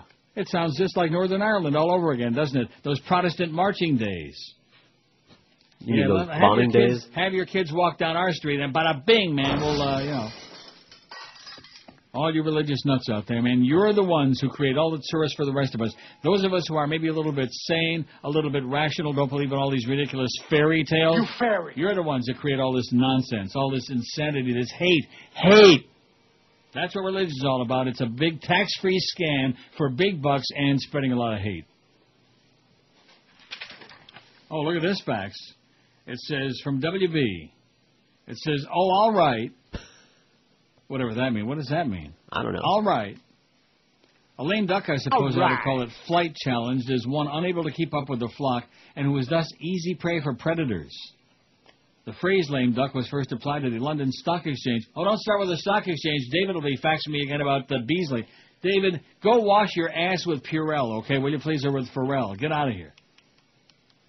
First applied on the London Stock Exchange in the 18th century to brokers who couldn't pay their debts. Oh, let's put some lipstick on this pig. On this lame duck. Beginning in the 19th century America, lame duck was used to describe a congressional representative who had failed to hornswoggle the voters into re-electing him in November, but who was not due under the Constitution to actually be booted out until the following March. Thus freed of even the pretense of accountability to the voters, such lame ducks usually voted themselves a scandalous jackpot of perks until a stop was put to the practice by the Lame Duck Amendment of 1934. Today, new Congress people take office in January. Their defeated opponents no longer have a chance to loot and pillage on their way out, and thus Congress has become a temple of honesty. And you thought the duck story was ridiculous, he said. Excellent job, okay? So, oh, all right. Why did he preface it with, oh, all right? It was a good fax. Yeah, it was. With some information there. I mean, not the most fabulous in the world, but it was pretty meaningful. Something I sure didn't know about the Lame Duck Act of 34. Should Neil dump the MySpace page? 386 votes. This got off to a phenomenal start, and now all of a sudden it's kind of like tailed off. Kind of like a lame duck poll. Who cares? 179. No, it's fun. 78. Yes, it's nothing but grief. 60. A lot of game players, a lot of sores, a lot of heartaches, a lot of emotional angst. I hate MySpace.com. 55. Now let's see. Do we combine number 3 and number 4 there together? You could. Could, if I want to. We'll see. We'll see how it turns out tomorrow. I hate this poll. 8, only 9, only 2.3%, and MySpace is boring. 5 out of 386. Can I tell you one of the reasons that it's really boring? It's like taking phone calls on this show. Mm-hmm. Same reason. I know. Because you're looking for, well, whatever you're looking for, you just don't get it. Right. In other words, I'm not just talking about sex. I mean, that's another whole category. I was. There are obviously a lot of those people who are getting it. But if you're looking for some kind of an intelligent dialogue back and forth or some kind of a, whatever it is, it just doesn't happen. Am I right? Yeah. Very rarely. Seldom. I'm still waiting. Huh? And although Mike from FSU, who's from Cooper City, he's about as close. And then, of course, Harry from Detroit, who's now in Hawaii. On vacation, I assume. Or maybe he's chasing around young Hawaiians. I don't know.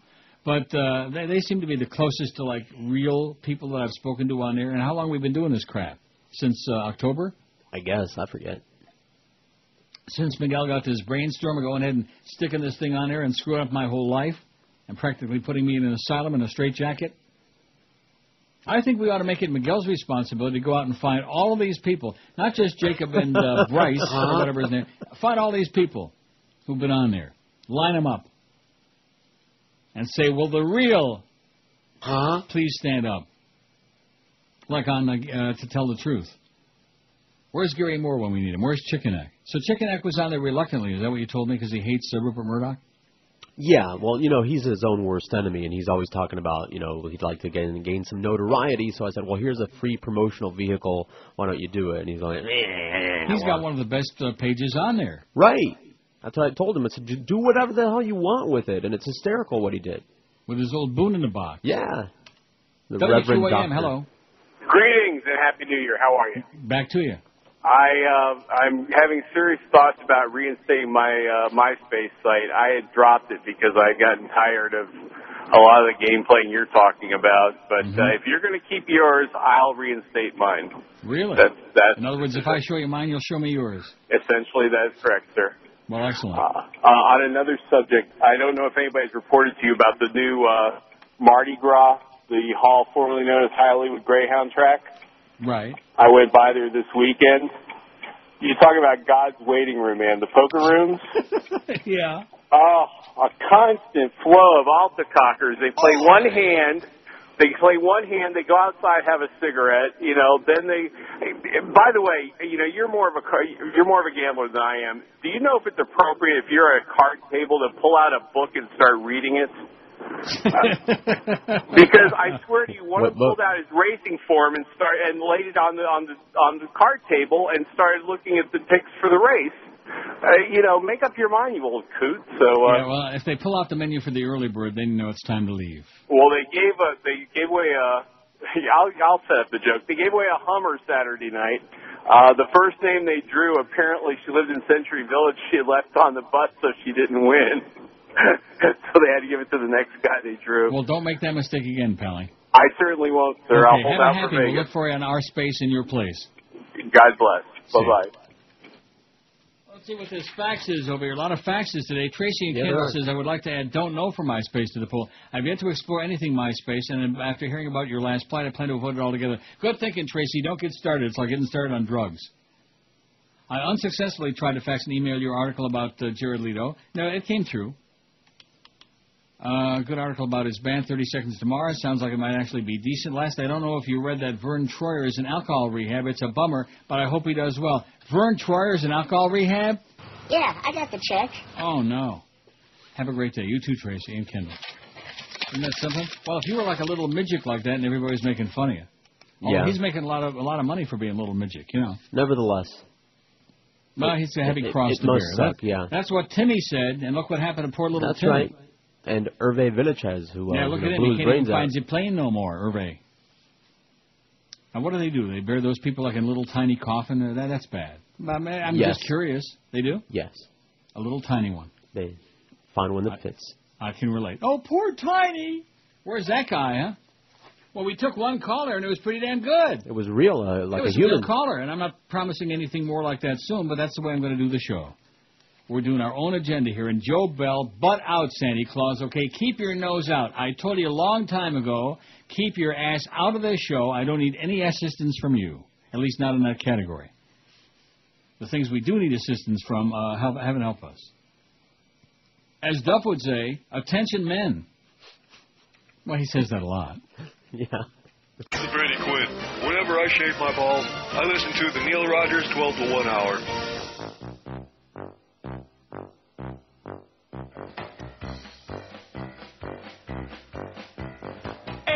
Sounds that you hate, but I'm an idiot, and I think they're really great. I doubt that you can handle one or two, much less all 8. 8 sounds that you hate. The men from the boys, they will surely separate. I'll tell you what they are. Guaranteed you'll go, yeah. I like fingernails on a blackboard. When people crack their neck or their knuckles. When I rub styrofoam together, that just makes me chuckle. 8 sounds you can't stand, which you could tolerate if you were half the man I am. Add to the list of 8 a fork and a knife. Scraping on a plate, scraping on a plate, scraping on a plate. Here's one I really love. You might want to try it. Give me feedback in my headphones. Oh yeah, that's more like it. Little more over there, little more. Hey, sounds so unique. Now let's review so you can really, really freak. Fingernails on a blackboard. When people crack their neck or their knuckles, rubbing styrofoam together, 'cause it makes me chuckle. I like brand new sneakers on a gym floor, raising an aluminum window when a dentist is drilling my molars. That makes me say bingo. My voice singing on this record. Utensils on fine china. If these sounds give you the shivers, that makes you a whiner. Hey, do you go nuts if someone bites their fork like this? 'Cause I love it. Here, I'll do it again. Do you have a nervous system left? How about the squeegee wiping a window while I crack my neck? Suffer, you wimps. Suffer, wimps. Oh, wait. I got one more. Oh, I got one more, too. Oh, yeah, nobody can handle that. Well, let's see if I did this right. Oh, no, I've got 40,000 little Brady Quinns as my desk. I got to get the bigger picture. Because when you do that, when you set your background on the desktop, it'll put however many of the little pictures on there. So you have to have a bigger tile. picture. You want stretch. At least I got rid of that crap with the phony guy with the phony girlfriend. And I also finally got rid of that track. I'm just getting off all of that neurotic stuff. Very good. I am. Well, what's the point? You have to, cut the cord, baby. I mean, if you want to go on there and confabulate with somebody once in a while, that's fine. Mm-hmm.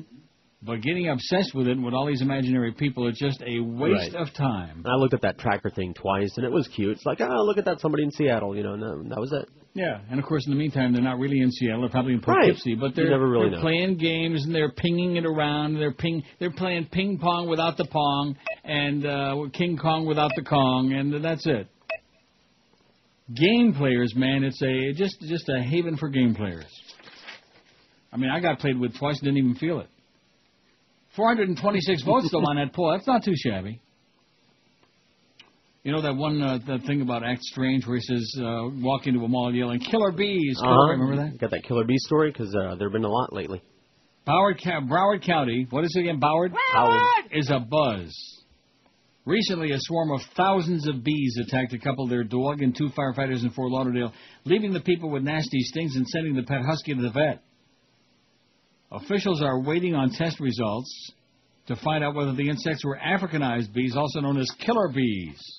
I think that's a racial thing, if you ask me.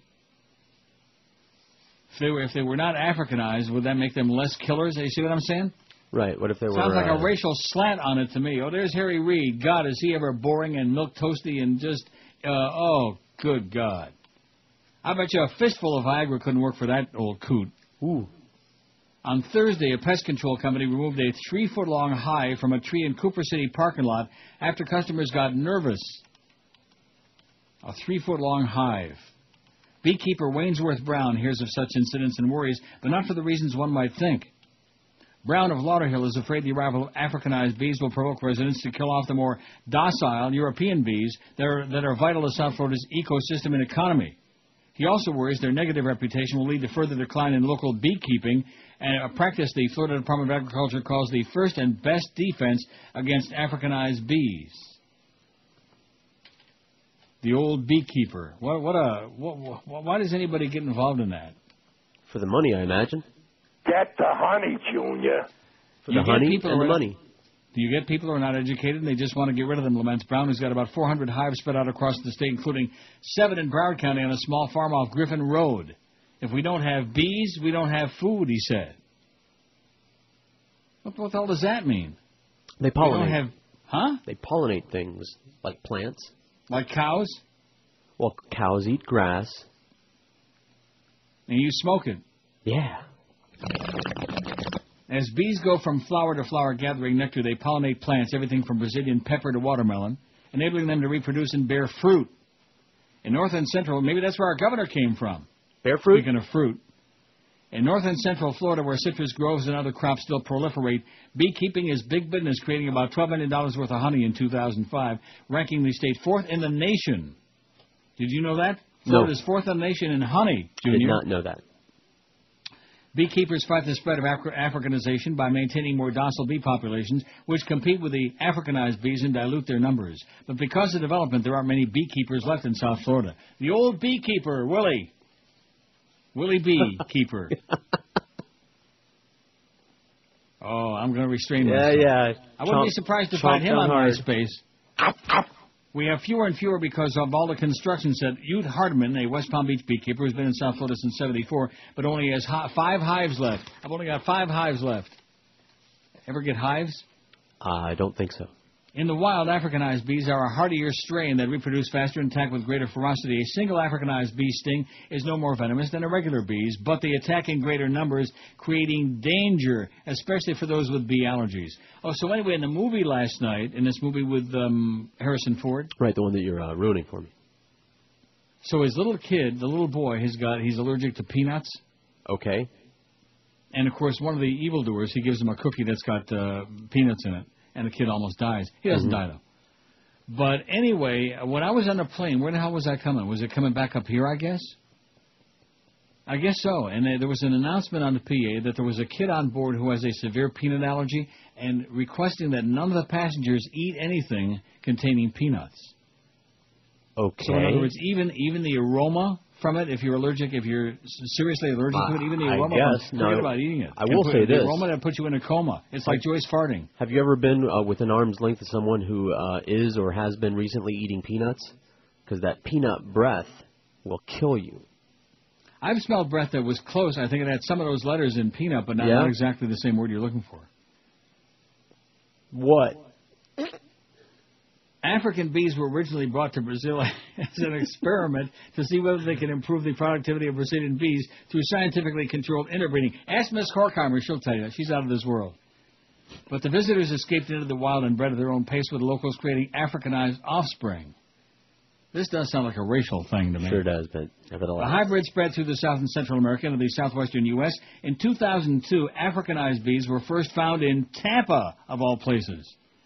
Most made their way to Florida on freighters from Guatemala, according to the State Department of Agriculture.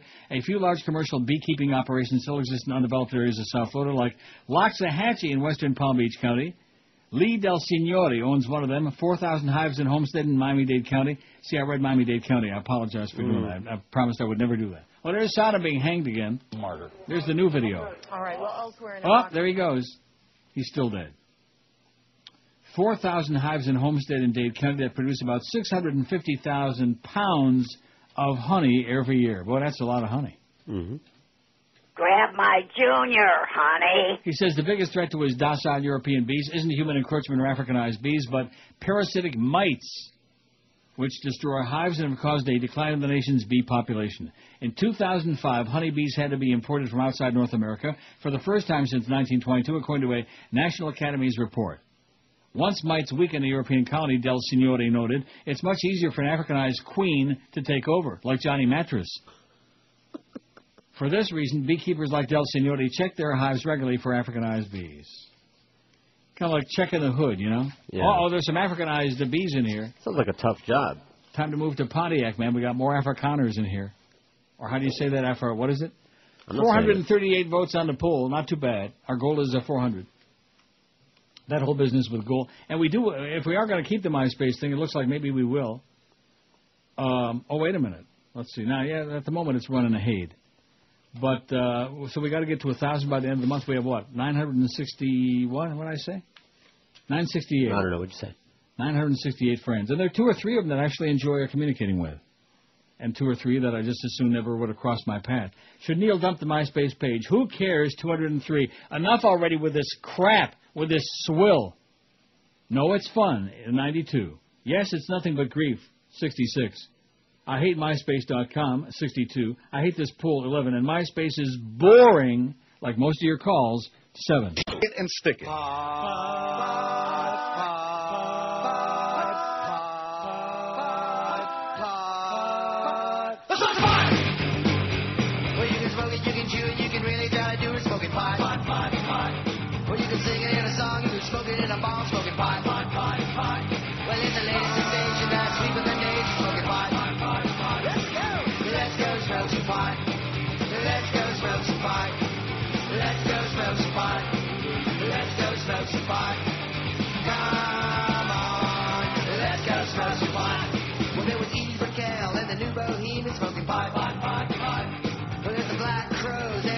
Crying, smoking pot, pot, pot, pot.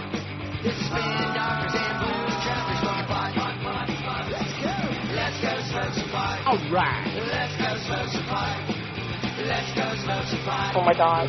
Let's go smoke some pot. Come on, let's go smoke some pot. Let's go.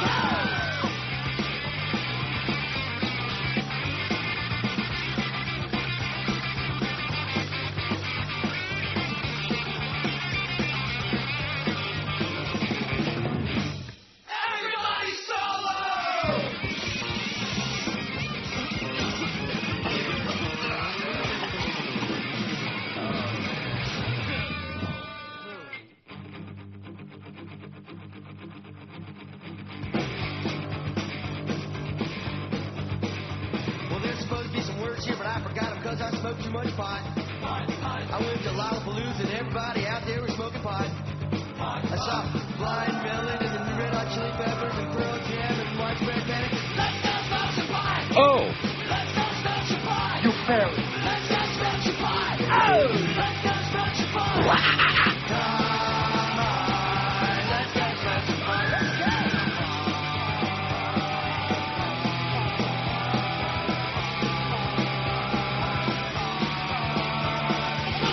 12:19 at 560 WQAM. Happy Tuesday from all your close personal paisans at QAM. Cheryl, by the way, not the Cheryl you're thinking of, not somebody we know, but a nice lady who got a MySpace page just so she could communicate with yours truly. Aw, how and sweet. sent me a nice note, and she had nice things to say about you. Aw. Yeah. Thank you, Cheryl. And I asked her a question. You like it? And she said yes. I sent her a little nice, I try to respond to some of these people. Right, Some are worth responding Some of to them and don't some beg a are response. babbling Some idiots. make a comment, and I say okay, and I read them, and that's it. 450. I wish I'd have followed that policy from the very beginning, but nevertheless, I'm learning. I'm a slow learner, but sometimes. 456 votes in the poll. Should Neil dump the MySpace page? Who cares? 210.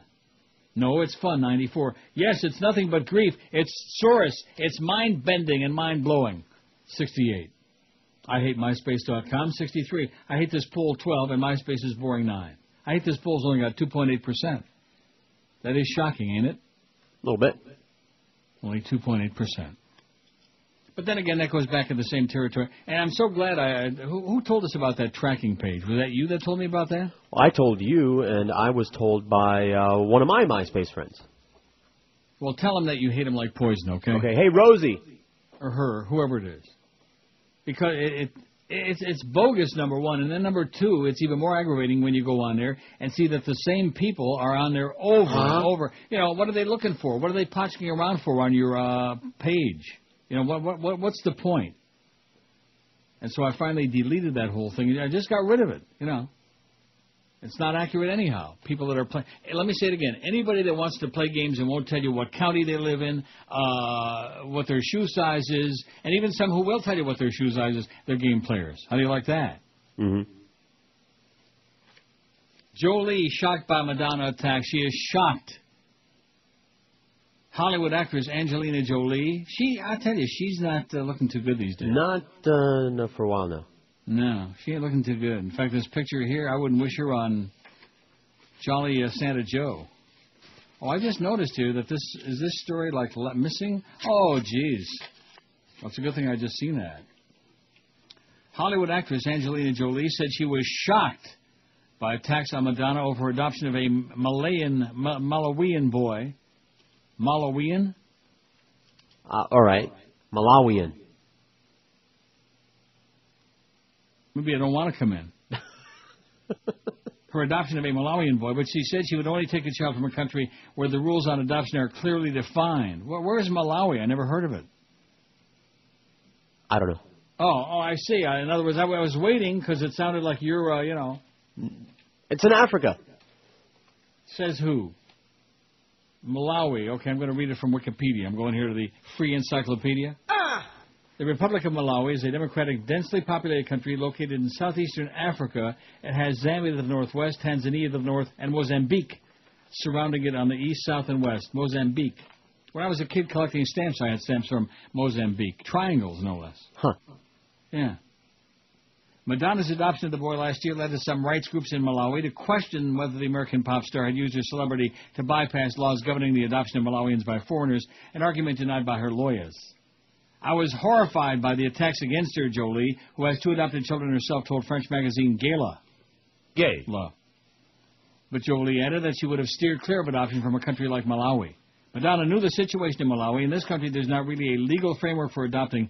Personally, she'd be saying, I prefer staying on the right side of the law. I never bring back a child from a country where adoption is illegal. That's what Miss, what's-her-name said, too. Kamal. Jolie and actor Brad, well, we know about them. We don't want to hear any more about Brangelina, Mangelina. It's ponderous. Only the most desperate of the desperate want to hear such crap. Guess who died? Who died? And you'll have to help me with this, too, because I have no idea how you pronounce his name. Iwao Takamoto. Okay. Iwaao. Sounds close enough to me. Iwao Takamoto, the animator who created the cartoon canine Scooby-Doo, as well as characters on shows like the Flintstones and the Jetsons, died yesterday after suffering a massive coronary. Spokesman said he was 81. He must have got a phone call from Jolly Joe Bell. He's killing me, I'll tell you that. He is killing me. See, when he told me he'd like me to work at QM until I croak, I didn't realize he was working on it. I think I'm going to make me a couple... Oh, and then, oh, my God, talk about I have no life. This one new chronic MySpacer on there, talk about a space cadet. He says, boy, those hot dogs sure sounded delicious yesterday. And you know,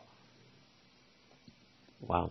I mean, is that pathetic? Well, what is the word that you would use other than pathetic? It's tragic. Sad, pathetic. It is. It's beyond sad. It's indescribable. Oh, and here he is again. He just came back again. I'm going to tell you, my psychic powers, man, take me to the track with you. His name is Matt A.S. I'm sure he left the last S off. He says, subject to Marlins. South Florida about to be frauded again. Florida Marlins.com reported they're days from announcing a stadium blocks from the AAA arena. And then it says again, for the second time today, don't leave MySpace.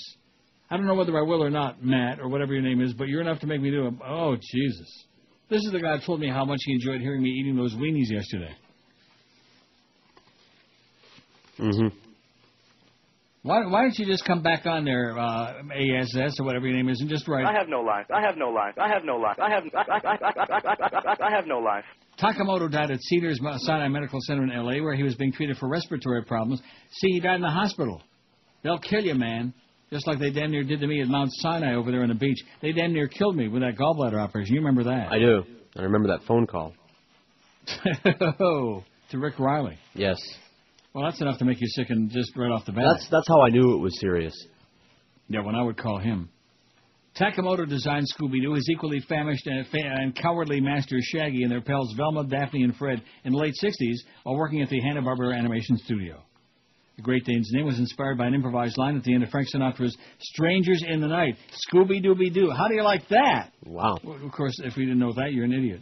He also designed the snickering dog Muttley, was featured in a number of productions, and Astro, the family dog on the Jetsons. He's in the For dog. the Flintstones, he created the Great Gazoo, a green alien. I never heard of the Great Gazoo. Did you? It was a little green alien that followed Fred around. You never watched the Flintstones. The hell? What are you talking about? You must be a crazy person, man. You are a communista, I guarantee you that. Gazoo was featured prominently in the latter seasons. Well, I probably didn't see that. I don't want him, okay, because Chicken Echo probably sent me the damn DVDs. He sent me all that Howdy Doody stuff, and what was the other stuff he sent me? I don't know, just duty. I mean, I know he does it with the best of intentions, but stuff that I'll never watch. I thought he sent you Rocky and Bullwinkle, which was really that you good. sent me. I beg your pardon? I thought he sent you Rocky and Bullwinkle. Like I said, I remember it as being much better than what I saw. Oh, God. When you were a kid, you took Flintstones vitamins to make sure you'd grow up big and strong. But today, big and strong isn't good enough anymore. That's why you need to give your kids Flintstones Chewable Steroids, the non-vitamin with the extra punch. Ask yourself, what do my kids need most? Healthy, balanced nutrition, or a lethal muscle mass that makes them feel like they can crush anything in their path? Flintstones Chewable Steroids come in great-tasting flavors like Fred Flintsteindione, Bam Bandrolone, and Oxendinodrine. With Flintstones Chewable Steroids, your kids will love their new bulk and striated muscle tissue. And it'll be years before they even care about their ever-shrinking genitalia. And what little girl wouldn't want to be the first in her brownie troop to have her own goatee? Oh, crap. Mom, we're out of Barbasol. What, dear? I said, Mom, we're out of Barbasol. Make your kid a Flintstones Chewable Steroids kid. 10 million strong and bulging. 12:32. Speaking of bulging, I got my weenies in the Flavor Wave right now. You're going to be hearing from that guy again.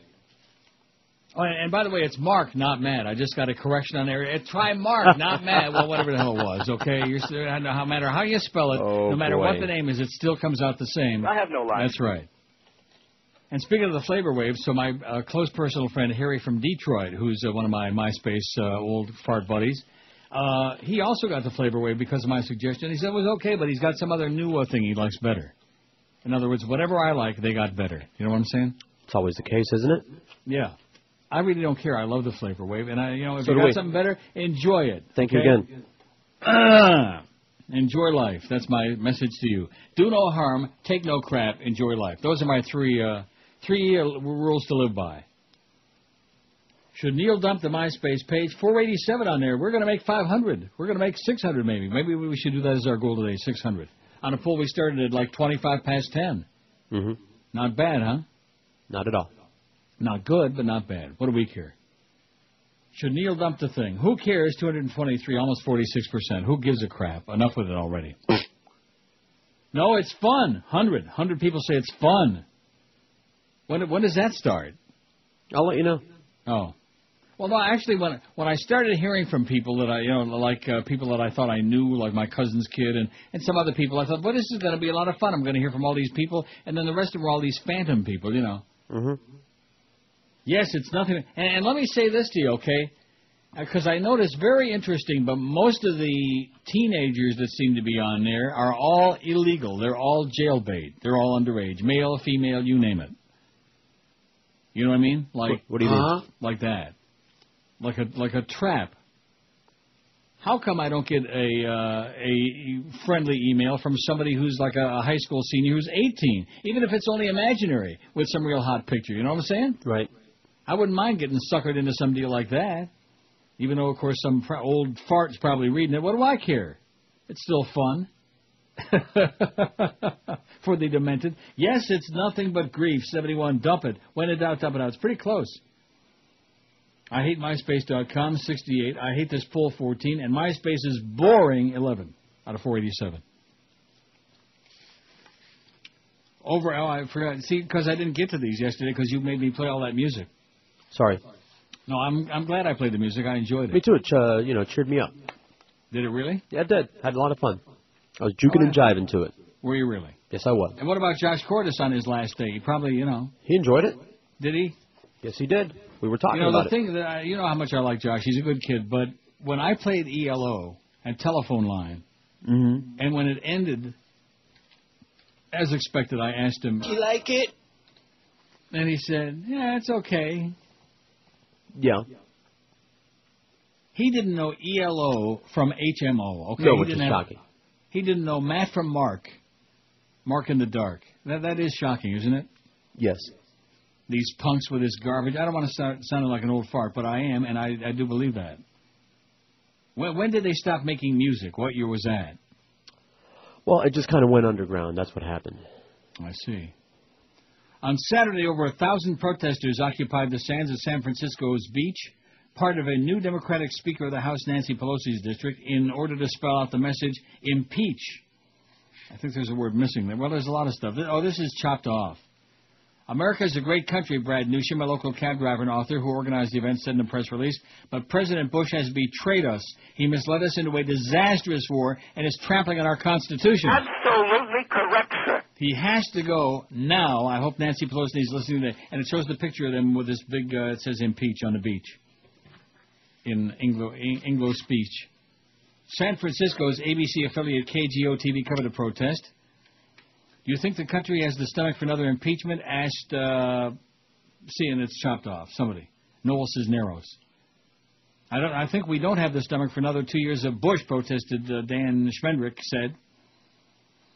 While the station's legal analyst noted you can't impeach a president for incompetence, he does think the strongest legal case against Mr. Bush would lie for the National Security Agency's warrantless wiretaps of millions of American telephone calls. Plus, of course, now he wants to open up your mail. He's probably going to read your MySpace comments. He's probably going to track your MySpace messages and find out if you're really in Mount Laurel, New Jersey, or in Deerfield Beach, Florida, or wherever the hell you're hanging it out. You know? Yeah.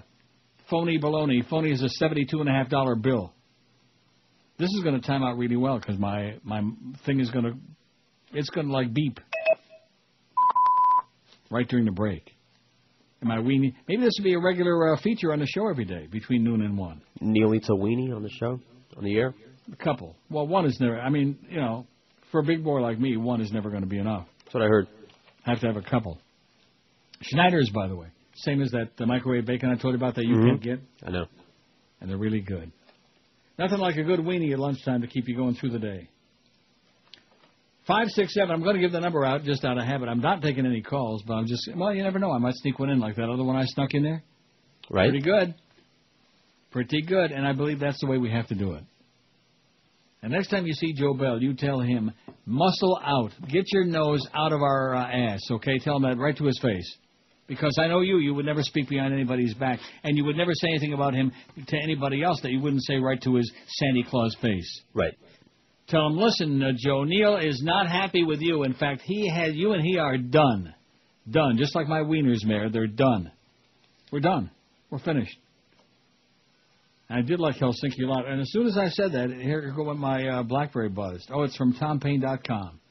Did Sodom die for our sins? And guess what else just happened? At the same time that I deleted that, guess what other sound just came? A dingin'. That one, yeah. So the weenies are ready, and there's your president. A lot of Republicans look at him. This look at the. He's slumped back in the chair. He looks like a real schlumper man, which he is. He looks like kind of a schlumper that got, thanks to Daddy, a gentleman C in Yale, and didn't show up for his National Guard duty, and is a real piece of dreck on 2 legs. And there's Malachi, man. It says Democrats may have posters, but will not cut funding. Yeah, we know that. $499. I'd like to get to 500 before I go and get them. 500 even. Nice going. My queen, God. Daniel Quayle was his name, and he turned off his favorite cartoon. He clicked the channels for the Brady Bunch reruns. This was no common buffoon. In the spring of '92, like the spring before, he had nothing to do. He heard a rumor Los Angeles fell. It was a time I remember oh so well. The night that Quayle watched Murphy Brown, all the phones were ringing. The night that Quayle watched Murphy Brown, all the people were singing. Now he's so confused. Maybe someday Dad will turn on the news.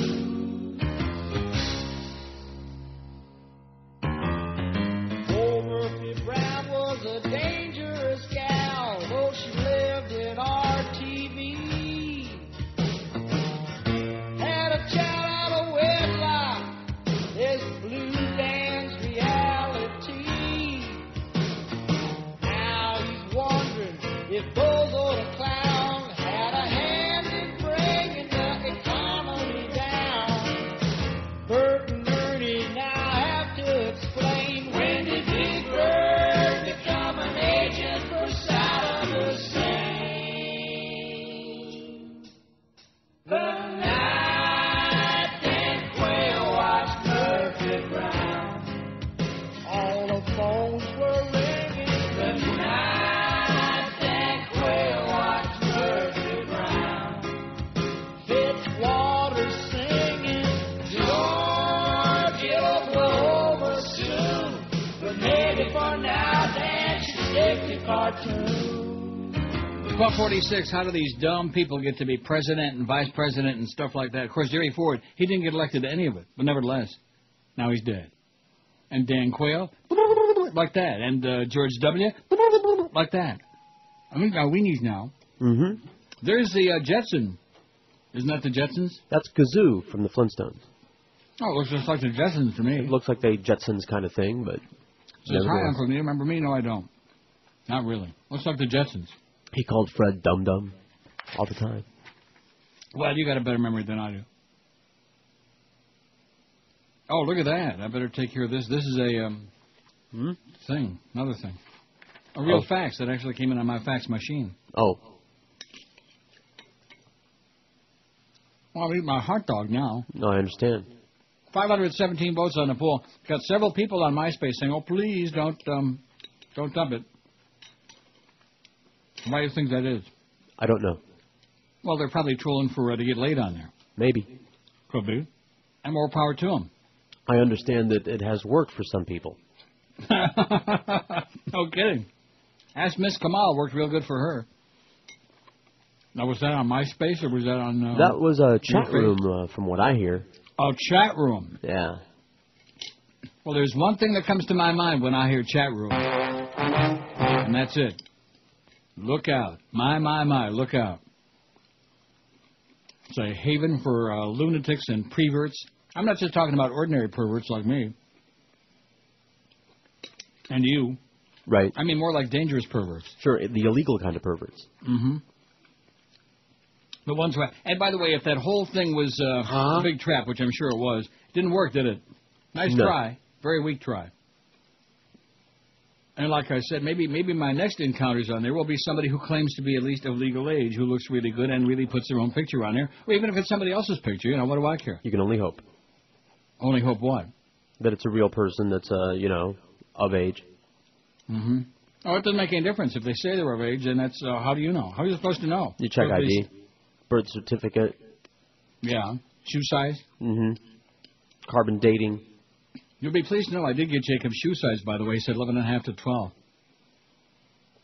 And then he went on to elaborate with some kind of a sexual, it was a joke, obviously, but with a sexual comment. And I'm thinking to myself, isn't it interesting how these other people are the ones who make the sexual comments? Yeah. Because he's 32 years old, but that's beside the point. But anyway, I'm finishing up my wiener. I hear you messing with the mustard there. What do you mean by that? I hear the knife clinking in the jar. The knife in the jar? First of all, I don't use a jar. Man, you better get with the 20th century, mister. I got a squeeze bottle. Well, what's clinking? The knife on the, that was the last slice, man. It was the last slice. I thought you were dipping it in a jar there. Yeah, dip this. That? There's a word that goes after dip. Dip Schmidt. Okay. Take care of my lunch. Let's get back to these really good calls. Now, you can tell Jolly Joe that Neil took calls today, and he had one really good one. 1 for 1. Even Baby Root never batted 1,000. And we got 527 votes on the MySpace page. I'm pretty proud of that. Officials believe White House chose the new intelligence chief in effort to darken Iran intelligence estimate and broaden domestic surveillance. Oh, my God. Nominees Company audited the SWIFT banking spy program. The nomination of retired Vice Admiral Mike McConnell to be Director of National Intelligence is part of an effort by the Vice President to tighten the administration's grip on domestic intelligence and grease the wheels for a more aggressive stance toward Iran, current and former intelligence officials believe. He's greasing it. Your Vice President, the unctuous, evil Dick Cheney. He's greasing up his Cheney. If confirmed, McConnell will replace current National Intelligence Director John Negroponte, the butcher of the Honduras, who was tapped Friday to become Deputy Secretary of State under Secretary Condoleezza Rice. Oh, Condoleezza. I think we ought to play that a couple times today. According to officials who spoke on condition of anonymity, Negroponte's exit followed a lengthy internal administration battle between the office of the Vice President and the 2-year-old office of the Director of National Intelligence. According to officials close to both men, 2 issues surround Negroponte's departure, McConnell's nomination, a forthcoming national intelligence estimate on Iran, which the White House could use to buttress a case for military force, and pressure from the Vice President to augment domestic surveillance. They're going to come knocking on your door, baby, with or without their bathrobe on, 2 or 3 in the morning, just like Xavier Suarez, checking to see who's been naughty and nice. You'll see. Negroponte had resisted both efforts. Tensions soared after he made a public statement last year that countered the administration's position that Iran was an immediate threat and that its alleged nuclear weapons program was in an advanced stage. The NIE on Iran is at issue, said one former senior intelligence officer close to the butcher of Honduras, Negroponte. And it goes on. And McConnell will go along with whatever Cheney tells him to do and make sure that no objective NIE comes out, one former senior intelligence officer said. He's a yes man. Kind of like what we like here at QAM, man. A yes man. Yes, sir. In fact, remember one guy who used to say that? He's not here anymore, though. Who? See, out of sight, out of mind. I'm stalling for time because I'm sure it's in here somewhere. Oh, there it is. Nuzzle boss, nozzle boss. Yeah, him. Although most of the time it was Noser. 535 votes on the poll. The one good thing is I don't see Geldy on the schedule very much anymore, but that's a real relief. Oh, brother. How about those Panthers? Are they ever going to play again or what? Oh, tomorrow night against the Penguins. That must be a home game, huh? Must be. Now, what about Chris? Is Chris into the sports nerd thing or not? Yes. You're a sports nerd? Not quite a nerd, but I do enjoy them, yes. No, I wasn't asking whether you enjoy it. I'm just asking whether you have any concept of who's on first and who's playing where and what's... Okay. Because that's very important you understand at QAM, because that's our number one priority. Forget about the ratings, forget about the revenue, forget about the spots, forget about the sales, forget about the listeners, forget about all that stuff. There's only one thing that counts. That's sports. That's it. Got it? We got it. Good. Panthers and the Penguins, I believe, at the Mac Arena tomorrow night. I wonder if the make-believes are playing it tonight. I've just kind of like lost touch with all the hockey stuff going on, you know? Especially when John Poole missed the empty net at the end of the Leafs-Buffalo game there Wide open net. Hey, Johnny, over here, baby. Okay, you look pretty good, but you don't stick it in the biscuit in the basket. Well, there's Leafs practice on Leafs TV. Talk about people with no life. What kind of people watch practice? Oh, you know? Jeez.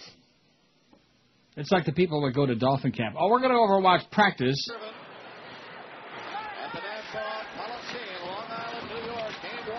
Well, there's Bob Cole. He was only 110 when that game was played. Yeah, seriously, you know, it's like, I can understand people might want to go to a baseball game early to watch batting practice, even though, I mean, you know, that's pretty boring. But at least they're going to be there to watch the game. There will be an actual game played afterward. Yeah. But people who show up to watch practice, whether it's NFL, whether it's hockey, people who show up to watch guys practice, it's not even a game, those people are really I have no life. pathetic. Good God. I'd rather spend the whole day on Myspace trolling for somebody pretending to be of legal age who look pretty good. And you'll be pleased to know that I got my Brady Quinn, I got my desktop all straightened out now. Not the best picture, but the one in the boxer short bathing suit with some chick on his arm. Well, then you didn't straighten it out, did you?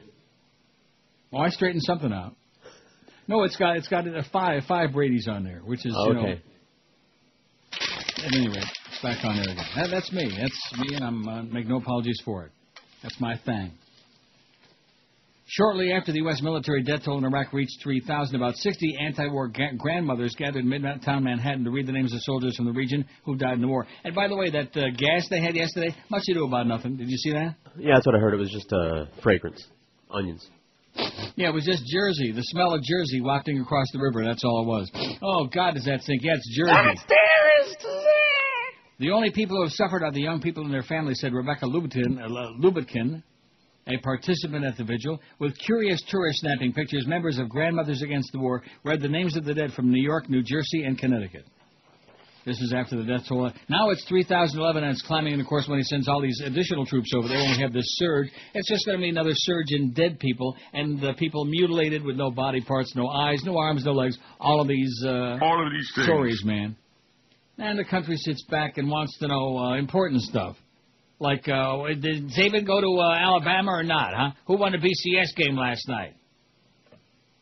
That was no little contender, man. Ohio State should be embarrassed to hang their heads in shame. Am I right, Chris? They stunk. Yes, they did. When you lose to the Gators, man, you really... Of course, I don't pay any attention to those teams anyway. Who cares? See, college football to me is it's embarrassing. I mean, it's okay for the people who go to school there and for the alumni and for, families. But all these other people, all these bandwagon jumpers who jump on the bandwagon... Can't beat that Gator meat. Pathetic. Get a life. 544 votes on the poll. I think we got a real shot at 600 if you put the pedal to the metal this hour. We could do it. And then Joe Bell will fear you. I would say this to you, okay? I don't want to go overboard on him. Mm-hmm. You know how there are people in life who are disappointments to you? Like Jacob, for example, to me. And I'm sure you've had your share. Sure. Like your wife. Yeah. But I would say Joe Bell probably is the biggest disappointment of anybody I've ever worked for in my life. Because I really... Although I did tell you early on, Yeah, should Neil... But as time went on, I thought, well, maybe there's a little bit of hope. And guess what? There's not. Should Neil dump the MySpace page? Who cares? 251. No, it's fun. 109. 109. I hate MySpace.com has moved into third place. 79. Yes, it's nothing but grief. 76. Drop that baby on its head. I hate this pool. 15. And MySpace is boring. 14. This Scott Farrell. And when I'm up in Boca Chica slapping old women with painted lips around the pool, I listen to the Neil Rogers 1 to 2 hour. I listen to the Neil Rogers Fair and Balanced 1 to 2 hour.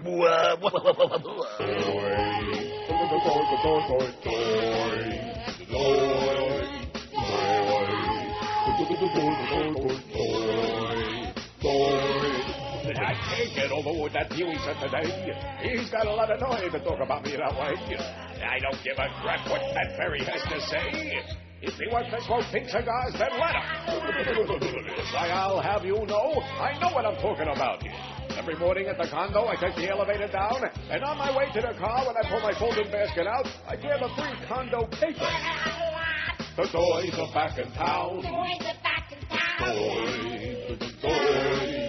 The toys are back in town. The toys are back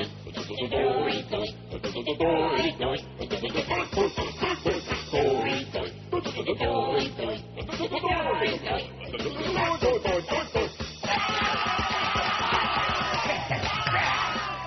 said they're going to back in town. Why, you little... I'm the god of all you sport old fools. I know everything that's going on in the news. Why, I even know all the new Mahjong rules. I'm hip to the jive, Daddy-O. Too bad you're going down tonight. It's a better show when I take your place. I know I ain't nowhere toilet-y, but when they drop, my voice will change. You little smoothie.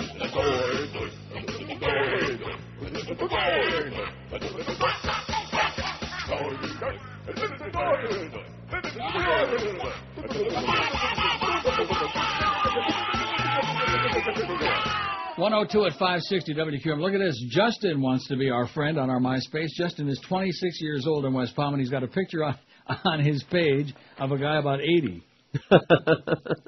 See, this is in reverse. I like that. No problem. We approve it. We need it. We need the numbers, okay? We don't care. We'll put just about anybody on there. No more minors, though. 969. We need only 31 more to get to 1,000. Won't that be a feather in your Yankee Doodle? What was that? Yankee Doodle stuck a feather. Where was it? Oh! Rectum. Oh, Paul Krugman writes. See, I've got stuff saved up here that I never got to because of that crappy music show you did yesterday. That's right. There wasn't one person that complained about it. Oh, and likewise, Sean, every other time I've done some music shows where I play a tune here and there, rave reviews from wall to wall. And I play stuff that nobody's ever heard before, or things that they never ever heard or haven't heard in years, something like that. Really? Yeah, all over the place. Paul Krugman writes, Quagmire of the Vanities. He says, the only real question about the planned surge in Iraq, which is better described as a Vietnam-style escalation, is whether its proponents are cynical or delusional. Senator Joseph Biden, chairman of the Senate Foreign Relations Committee, thinks they're cynical. He recently told the Washington Post that administration officials are simply running out the clock so that the next president will be the guy landing helicopters inside the green zone, taking people off the roof. Daniel Kahneman, who won the Nobel Memorial Prize in Economic Science for his research on irrationality in decision-making, thinks they're delusional, as in, like that. Mr. Kahneman and Jonathan Renshaw recently argued in Foreign Policy magazine that the administration's unwillingness to face reality in Iraq reflects a basic human aversion to cutting one's losses, the same instinct that makes gamblers stay at the table hoping to break even. Oh, yeah. Of course, such gambling is easier when the lives at stake are those of other people's children. Well, we don't have to settle the question. Either way, what's clear is the enormous price our nation's paying for President Bush's character flaws. I began writing about the Bush administration's infallibility complex, the president's Captain Queeg-like inability to own up to mistakes, almost a year before the invasion of Iraq. When you put a man like that in a position of power, the kind of position where he can punish people who tell him what he doesn't want to hear, and base policy decisions on the advice of people who play to his vanity, it's a recipe for disaster. Consider on one side the case of the CIA's Baghdad station chief during 2004, who provided accurate assessments of the deteriorating situation in Iraq. What is he, some kind of defeatist, asked the president, and according to the Washington Post, at the end of his tour, the station chief was punished with a poor assignment. On the other side, consider the men Mr. Bush has turned to since the midterm election. They constitute a remarkable coalition of the unwilling, men who've been wrong about Iraq every step of the way but are not willing to admit it. The principal proponents of the surge are William Crystal of the Weekly Standard and Frederick Kagan of the American Enterprise Institute. Now, even if the Joint Chiefs of Staff hadn't given the surge a thumbs down, Mr. Crystal's track record should have been reason enough to ignore his advice.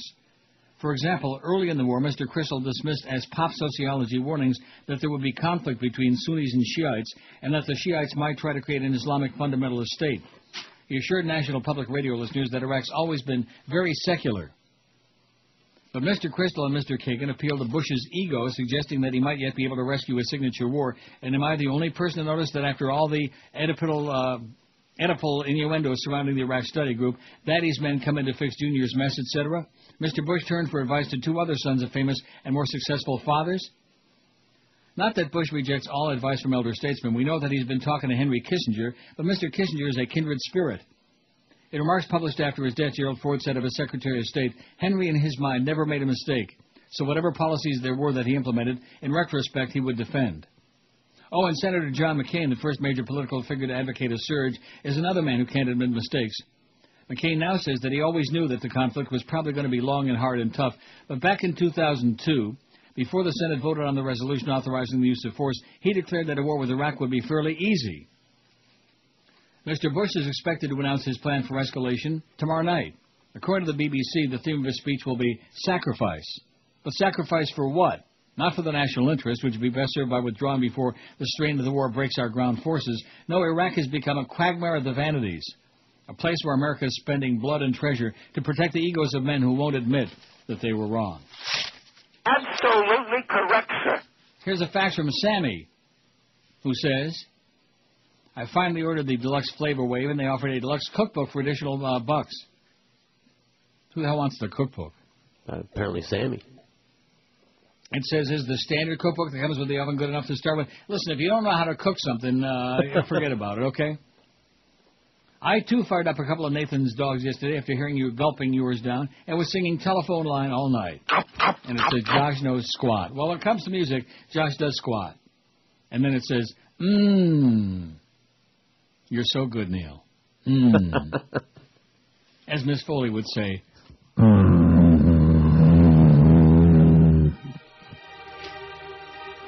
huh? Yeah, let's start hearing from some real hot people on there, okay? Use somebody else's picture like that guy just did, the 26-year-old. Now, see, I don't know whether it's a really old guy saying he's 26 or a 26-year-old guy saying he's old, but judging from his friends on there, I'd say it's really a 26-year-old guy who's being clever and creative. Nothing wrong with being clever and creative. Just don't make up a whole bunch of crap, okay? That's my warning to all you people who get involved in any of this crap online. Beware the evil, the hostile fag and all that other stuff. Just beware whoever you're... Oh, there's Candy Cowley, man, with no makeup. Of the war in Iraq. She's got a mustache. Look at that. Man, she has never looked more meus. I mean, you know, she's an okay reporter. Look at that. Candy Cowley on CNN with a mustache and with no makeup. A little bit of lip gloss, but that's about it.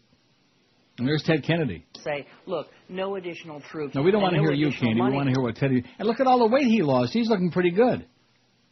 Who? Ted. Remember for a while there he was as big as a house? Yeah. He was as big as an apartment complex. He was bigger than the Humper almost. You go, Ted. He's looking pretty good. In spite of all of his flaws and all of his pimples and all of his, stuff. Looks like Candy found all the weight Ted lost. She found it all right. And what she didn't find, the Humper, I think, found on the ground. Should Neil drop the MySpace page? We have 576 votes. 600 is a given, man. We're in. And there are probably people out there saying, 600, what the hell's that? You're usually going for 1,000 and for like 1,200. Well, this was a spontaneous thing, man. Right, and we started it 5 minutes ago. That's right, just like this call here. QAM, hello. Go Gators. Oh, another bandwagon jumper. Probably a Hurricane fan, no doubt. Yeah, go Gators. Although I'm glad they won, you know. I don't really care, and certainly wouldn't be betting on no college football game. You know, that really, I'm not going to go into it. Not on this station. It's a waste of time, waste of my breath. I'm going to say it again. People who bet on ball games, and you're going to say, oh, yeah, well, you're playing the slots over there at Woodbine. Yeah, but at least I'm having a good time. You know? Oh, whatever. Exactly. You're playing a game. You're betting on yourself, sort of. I'm betting on blind luck, that's all. Right. And betting on nothing to wish but to find me a good good machine. But at least you're doing it, so you're engaged in an activity. Right. I'm not sitting back and having to have a nervous breakdown over whether somebody else does it so that I can cash a bet. Right. That to me is like, although that's the same as betting on horses, though. I mean, I'm not driving them out there. I mean, it's Donnie Brainerd out there, 5 wide, out in the middle of the track, and they just started the race, and he was on the rail. Should Neil see now? Why do you start with that stuff again? Just because I'm a bastard. You are. Although, what's her name? Cheryl likes you. Thanks, Cheryl. Should Neil dump the MySpace page? It's certainly something I was thinking about very seriously before the show today. I'm thinking, oh, brother. And again, from a personal standpoint. And I did that blog, which was an act of lunacy, thinking that people would read it, they would respond to it, that I'd have something to say.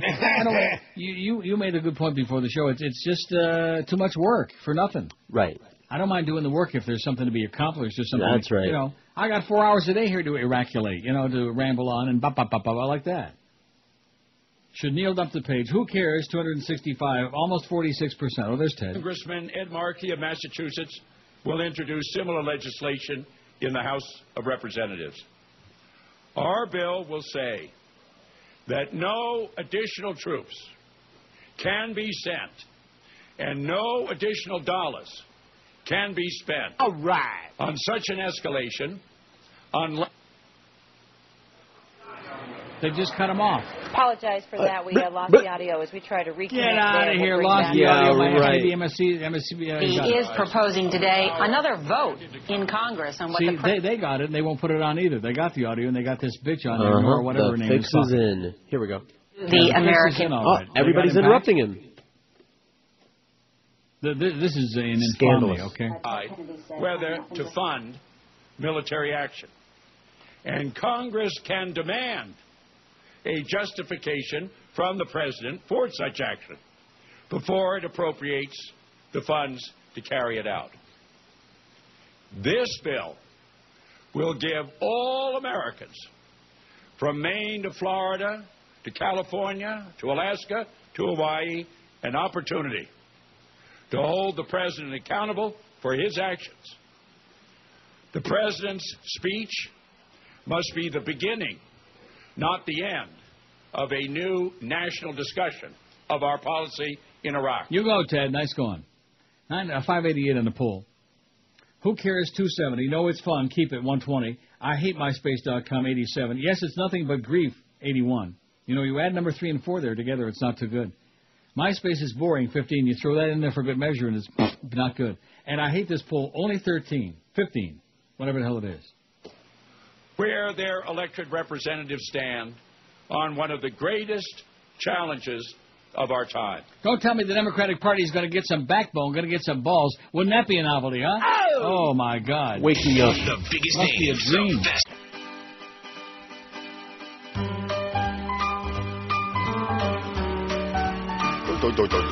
Don't like all the heartburn. Every time I see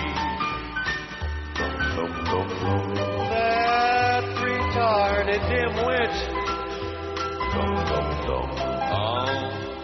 my TV. He's President Dumb.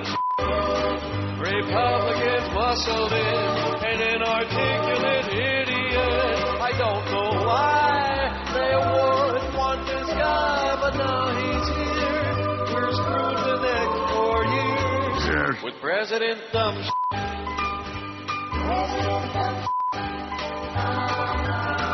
Oh, what I give to count votes once more and get who we all voted for. Why did you want this? Lips drumming, stupid me. Mindless, drunk, and rich kid. He's even dumber than me. He's President Dumb. You don't care what it took. You got him in by hook or crook. The Christian right knows what's best for you and I, but have no fear. We've got a great leader here with President Dumb. President Dumb.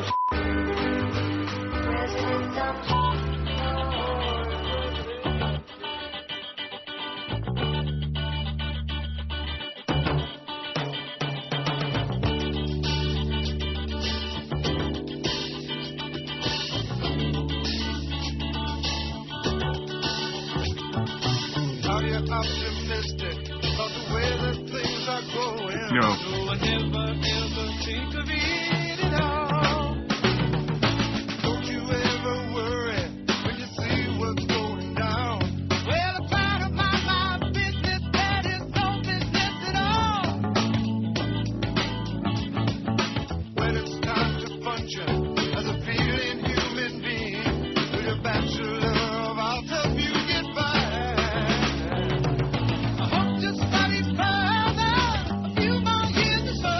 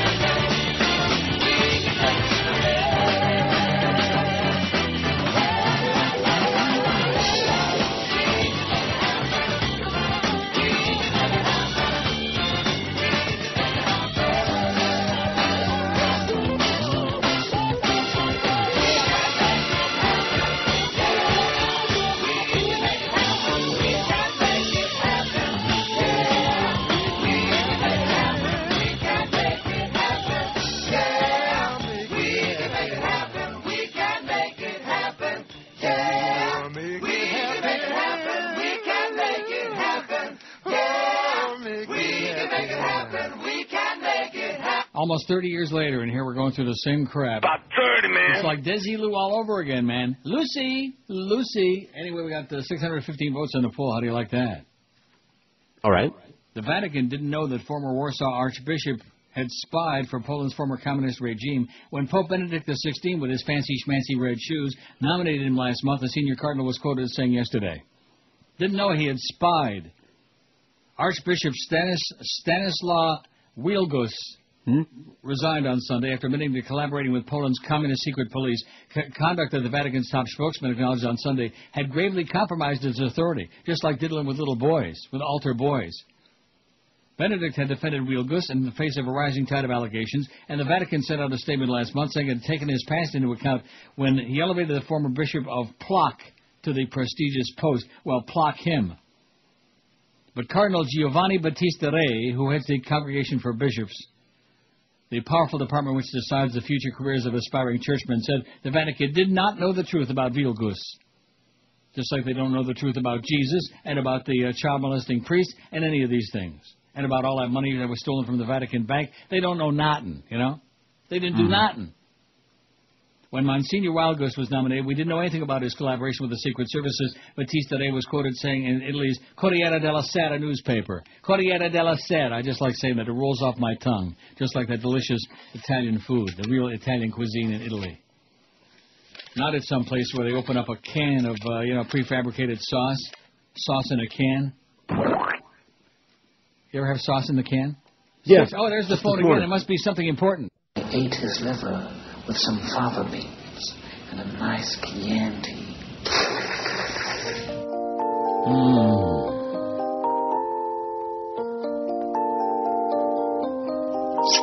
Mr. Lecter, save me a piece.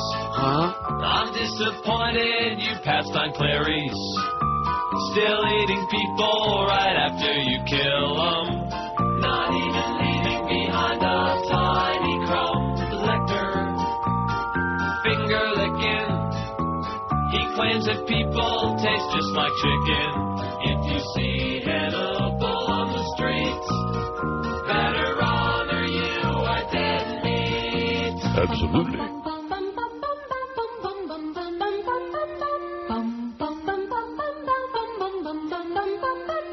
Mr. Lecter, I've got to ask, how do you eat things through that funky mask? Though it looks good, you can't move your jaw. The first cannibal to use a silly straw. Lecter, I wish I saw you pay a visit out to Chappaqua. Eat the Clintons on your next spree. Just remember your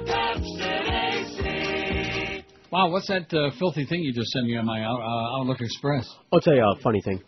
Oh, is it a funny thing? I funny thought it was little video. A filthy thing. Well, if it's a funny thing, who the hell cares? But I'll watch it later. What's it called? I don't know. Glumberg.com. Couple replays the political way. Role plays, whatever they're playing. Right. Looked like somebody was playing with it. 632 votes on the poll about Myspace.com. And I'm getting several messages on there from, like, real living and breathing people. Good. Which kind of encourages me. I mean, see, I can be on it as much or little as possible. You know what I mean? That's right. I can be on it as little or as much as possible. I'm going to be as little as much. Which is why I've removed certain things. On it. You know, it's like neurotic repetition. Get Brady Quinn back on there, which I did in that ugly boxer short bathing suit. Barry Lando is a former CBS 60 Minutes producer and journalist with Time Life, author of The Web of Deceit, The History of Western Complicity in Iraq from Churchill to Kennedy to George W. Bush. And he writes this article on TomPayne.com. Did Saddam die for our sins? The disappearance of Saddam Hussein means that a lot of current and former top officials in the U.S. and other Western governments can breathe easier. The story of the West complicity in many of the tyrant's most horrific crimes will remain untold, at least by the one man who could have spelled it out most clearly. The purpose of the Special Iraqi Tribunal was supposedly like the Nuremberg trial, to educate Iraqis in the world about Saddam and his barbarous regime. That at least was the fiction. But the crime for which Saddam paid with his life, the torture and execution of 148 men and boys from the town of Dujail, was a trifle compared to the dictator's far more vicious acts. On the other hand, no foreigners were implicated in those killings, which is just what the Americans who set up and rode herd on the tribunal had in mind. In fact, one of the regulations of the tribunal constantly overlooked is that only Iraqi citizens and residents can be charged with crimes before that court. Foreign leaders and businessmen certainly had a hand by omission and commission in the second case, which is now continuing without Saddam. The charges against him have been dropped. It's kind of as in drop dead. It's based on the charge that he and his lieutenants carried out the genocidal slaughter of tens of thousands of Iraqi Kurds in the late 1960s, which includes the gassing of men, women, and children. With a key actor missing, the trial will now lose all interest for the outside world, and even for most Iraqis. But the damning fact is, as Saddam's forces were carrying out their liquidation of the Kurds, American officials from the Reagan and George Herbert Walker Bush administrations blocked attempts of the U.S. Congress and the UN to condemn the Iraqi tyrant. They had similarly squelched earlier efforts to condemn Saddam for his chemical attacks against Iranian troops. U.S. officials not only claimed to have no specific knowledge of Saddam's ruthless attacks, but refused to even meet with Kurdish leaders with first-hand evidence of Saddam's barbarities. Saddam had been America's de facto ally in what would become a bloody 8-year war against Khomeini's Iran. The United States fed the conflagration, providing billion-dollar loans, weapons, and satellite intelligence that enabled the Iraqis to precisely target Iranian troops with chemical weapons. Ironically, even after the war had ended, the Bush White House, with its eyes fixed on Iraq's huge petroleum deposits and potential markets, continued to defend and push trade with Saddam's regime. In fact, according to a memo written by Alexander Haig, Ronald Reagan's crazy Secretary of State, it was the Carter White House in '80 which encouraged Iraq via the Saudis to invade Iran in the first place. Since Jimmy Carter has always denied that charge, it would have been interesting to hear Saddam expound on the issue. Iran had originally requested that Saddam's invasion of Iran, which led to the deaths of more than 1 million people on both sides, also be considered one of the crimes by the tribunal, and that request was turned down. On the other hand, tribunal officials had indicated that one of the major atrocities that would be dealt with was Saddam's slaughter of tens, possibly hundreds of thousands of Shiites in southern Iraq following their uprising in 1991. They were answering the repeated public calls for rebellion by President George Herbert Walker Bush. They didn't realize that Bush and his pragmatic Secretary of State James Baker didn't really mean it. When it looked as if the insurgents might actually succeed, the American president turned his back. The White House and its allies wanted Saddam replaced not by a popular revolt which they couldn't control, but by a military leader more amenable to U.S. interests. So as the U.S. permitted Saddam's attack helicopters to decimate the rebels, American troops just a few kilometers away from the slaughter were ordered to destroy huge stocks of captured weapons rather than let them fall into rebel hands. How enlightening it would have been to hear Saddam recount his feeling of relief when he realized that President Bush père was actually going to help him stay in power. Forget the trial. What if instead of the special tribunal or along with it, Iraq had established a truth commission such as South Africa did following the fall of apartheid? Saddam might have explained to what degree feckless U.S. diplomacy was responsible for his concluding that there would be no reaction from Washington if he were to invade Kuwait in 1990. It would have been equally intriguing to hear Saddam expound on his relations with the French, who sold the dictator a nuclear reactor in the 70s, though it was clear he was after WMD. Or what about Saddam's views of the German governments, East and West, who closed their eyes, as scores of German industries also helped Saddam build his chemical arsenal? Saddam might have had a few words to say about the British under Margaret Thatcher, who were equally eager to cash in on the Iraqi arms bonanza, Thatcher's son included. Or we could have gone back to the beginning, to the charge that the CIA was involved in organizing the first act that brought Saddam into the limelight, his participation in the botched 58 assassination attempt against Iraqi President Qasem, who had proved too nationalistic and close to the Soviets for American and British Cold War tastes. No, not to worry. There'll be nothing embarrassing out of Saddam. No, not since his neck snapped as he plunged through the trapdoor in Baghdad, unless somehow he managed to write or transcribe his memoirs. Now that thought might still make for a few sleepless nights. Very good. 638 votes on the poll. And Monday on Martin Luther King Day, I'm going to be off that day. It's a damn good thing I saw that this morning. Because, unfortunately, it's one of those holidays that because of the racial thing, because it's a racist, bigoted country, it's like not the 4th of July or like even President's Day, which used to be George Washington's birthday and Abe Lincoln, and now it's just President's Day because they don't want to give us too many damn holidays. That's right. Well, screw them. So anyway, being, lazy like I am, and also since Joe Bell is a jackass and treating us in this show like garbage, I'm entitled, and you're entitled too if you want to do, but you won't. I won't. Because otherwise he might talk behind your back. See, there's a lot of talking behind a lot of backs. Mm-hmm. Let's play the OJs and the Backstabber. Coming right up. I like that song. Me too. You got it? Not the whole thing. The whole thing. Let's just play a little bit. If you got them smoking, baby. All right. I loves it. Oh! OJs were good. Yes. OJ's bad, but the OJs were good. Yes.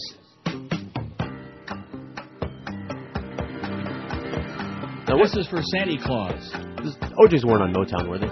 No, they were not. I think we're on ABC Paramount, but I'll look it up. Where the hell am I going to look it up? Oh, I know where I'll look it up. In the book. It's in the book, baby. Look in the book. You got time. Long talk-up on this.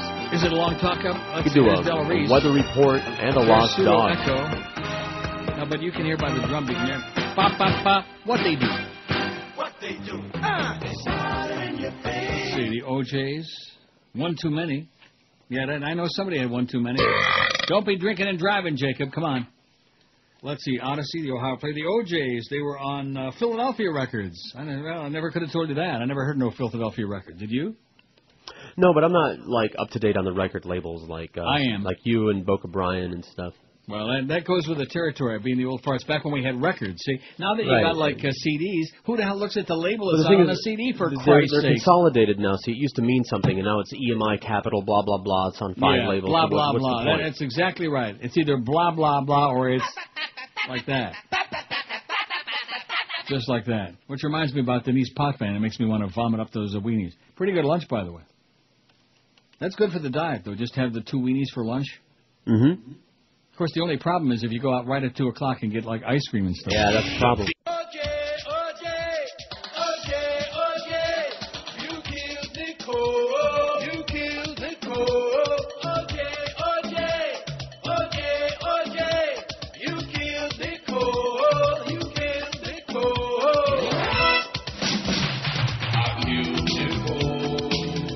I killed Nicole. I killed Nicole.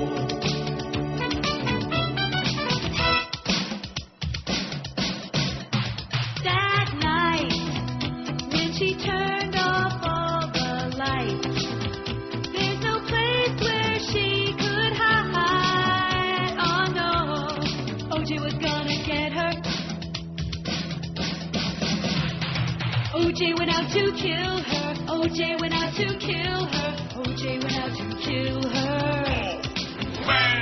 OJ went out to kill her that night. One day, the jury's gonna set free OJ. For all we know, he's gonna head your way. Oh yeah, and OJ's gonna get ya. It's true, OJ is gonna come after you, and then he'll get away with that one too. Oh yeah, OJ's gonna get ya. OJ's gonna get you. OJ's gonna get you. OJ's gonna get you. OJ's gonna get you one night.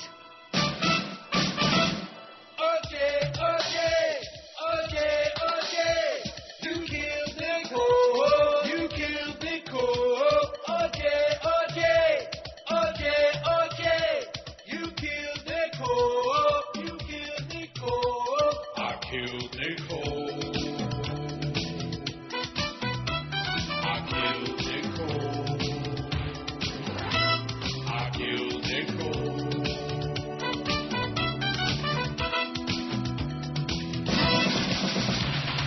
OJ's gonna get you. OJ's gonna get you.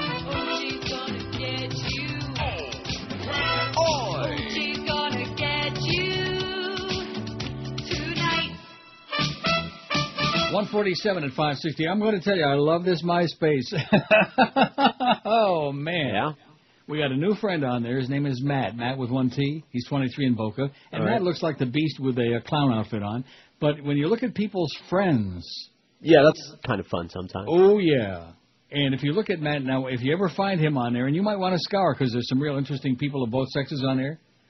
And I located a friend of Matt's named Mark, who is 22 in Delray Beach, who's plays soccer for University of Florida. He wears number 17, so he says.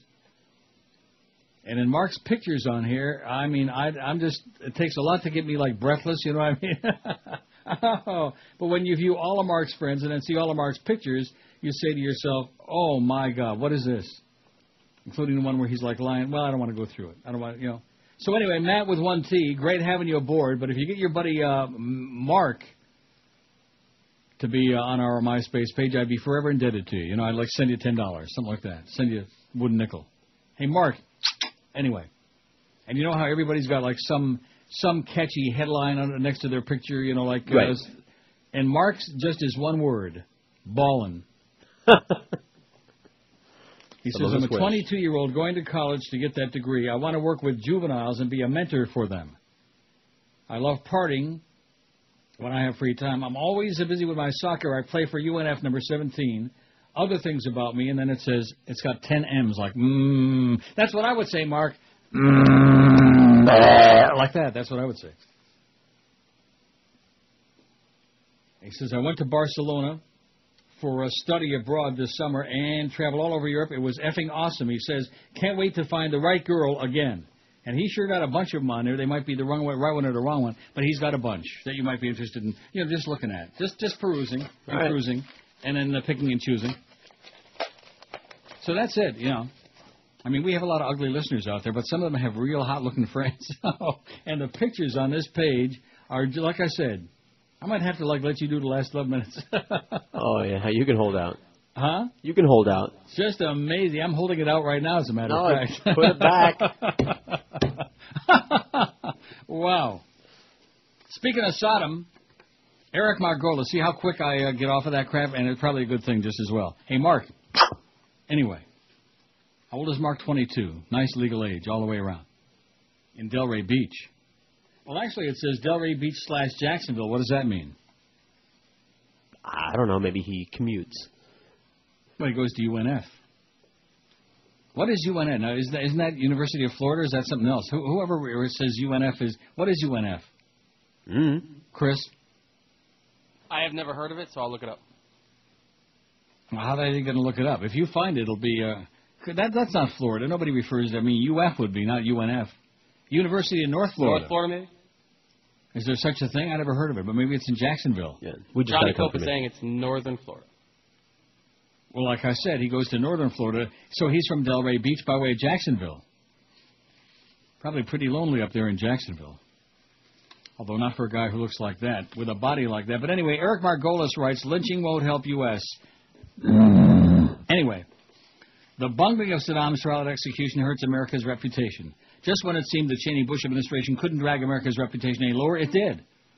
The U.S. is now being rebuked around the globe for delivering President Saddam Hussein of Iraq to a Shiite lynch mob. This was in Sunday's Toronto Sun, by the way. Washington professed surprise and denied blame for this disgusting, gruesome atrocity, but Saddam had been under U.S. guard in a U.S.-run prison in the U.S. Green Zone. What did U.S. officials think the mob of U.S.-backed Shiite thugs intended to do with Saddam? Give him a parade? The U.S. has already been heavily criticized for stage-managing the kangaroo court that condemned Saddam. He was hurriedly executed to prevent him from revealing embarrassing details about the involvement in Saddam's crimes of the U.S., Britain, and Arab oil monarchs. Ironically, Saddam's courage and dignity on the gallows will reinforce his claim to martyrdom and make him the hero in death that he was not in life. By contrast, the UN's new South Korean Secretary General, who was shoehorned into office by Washington, shamefully supported Saddam's execution, even though the UN has long opposed the death penalty, an inauspicious start for a timid yes-man. Following this latest violation of international law and basic civilized behavior, the Bush-Cheney administration is widely expected to announce plans to deploy another 20,000 troops to Iraq.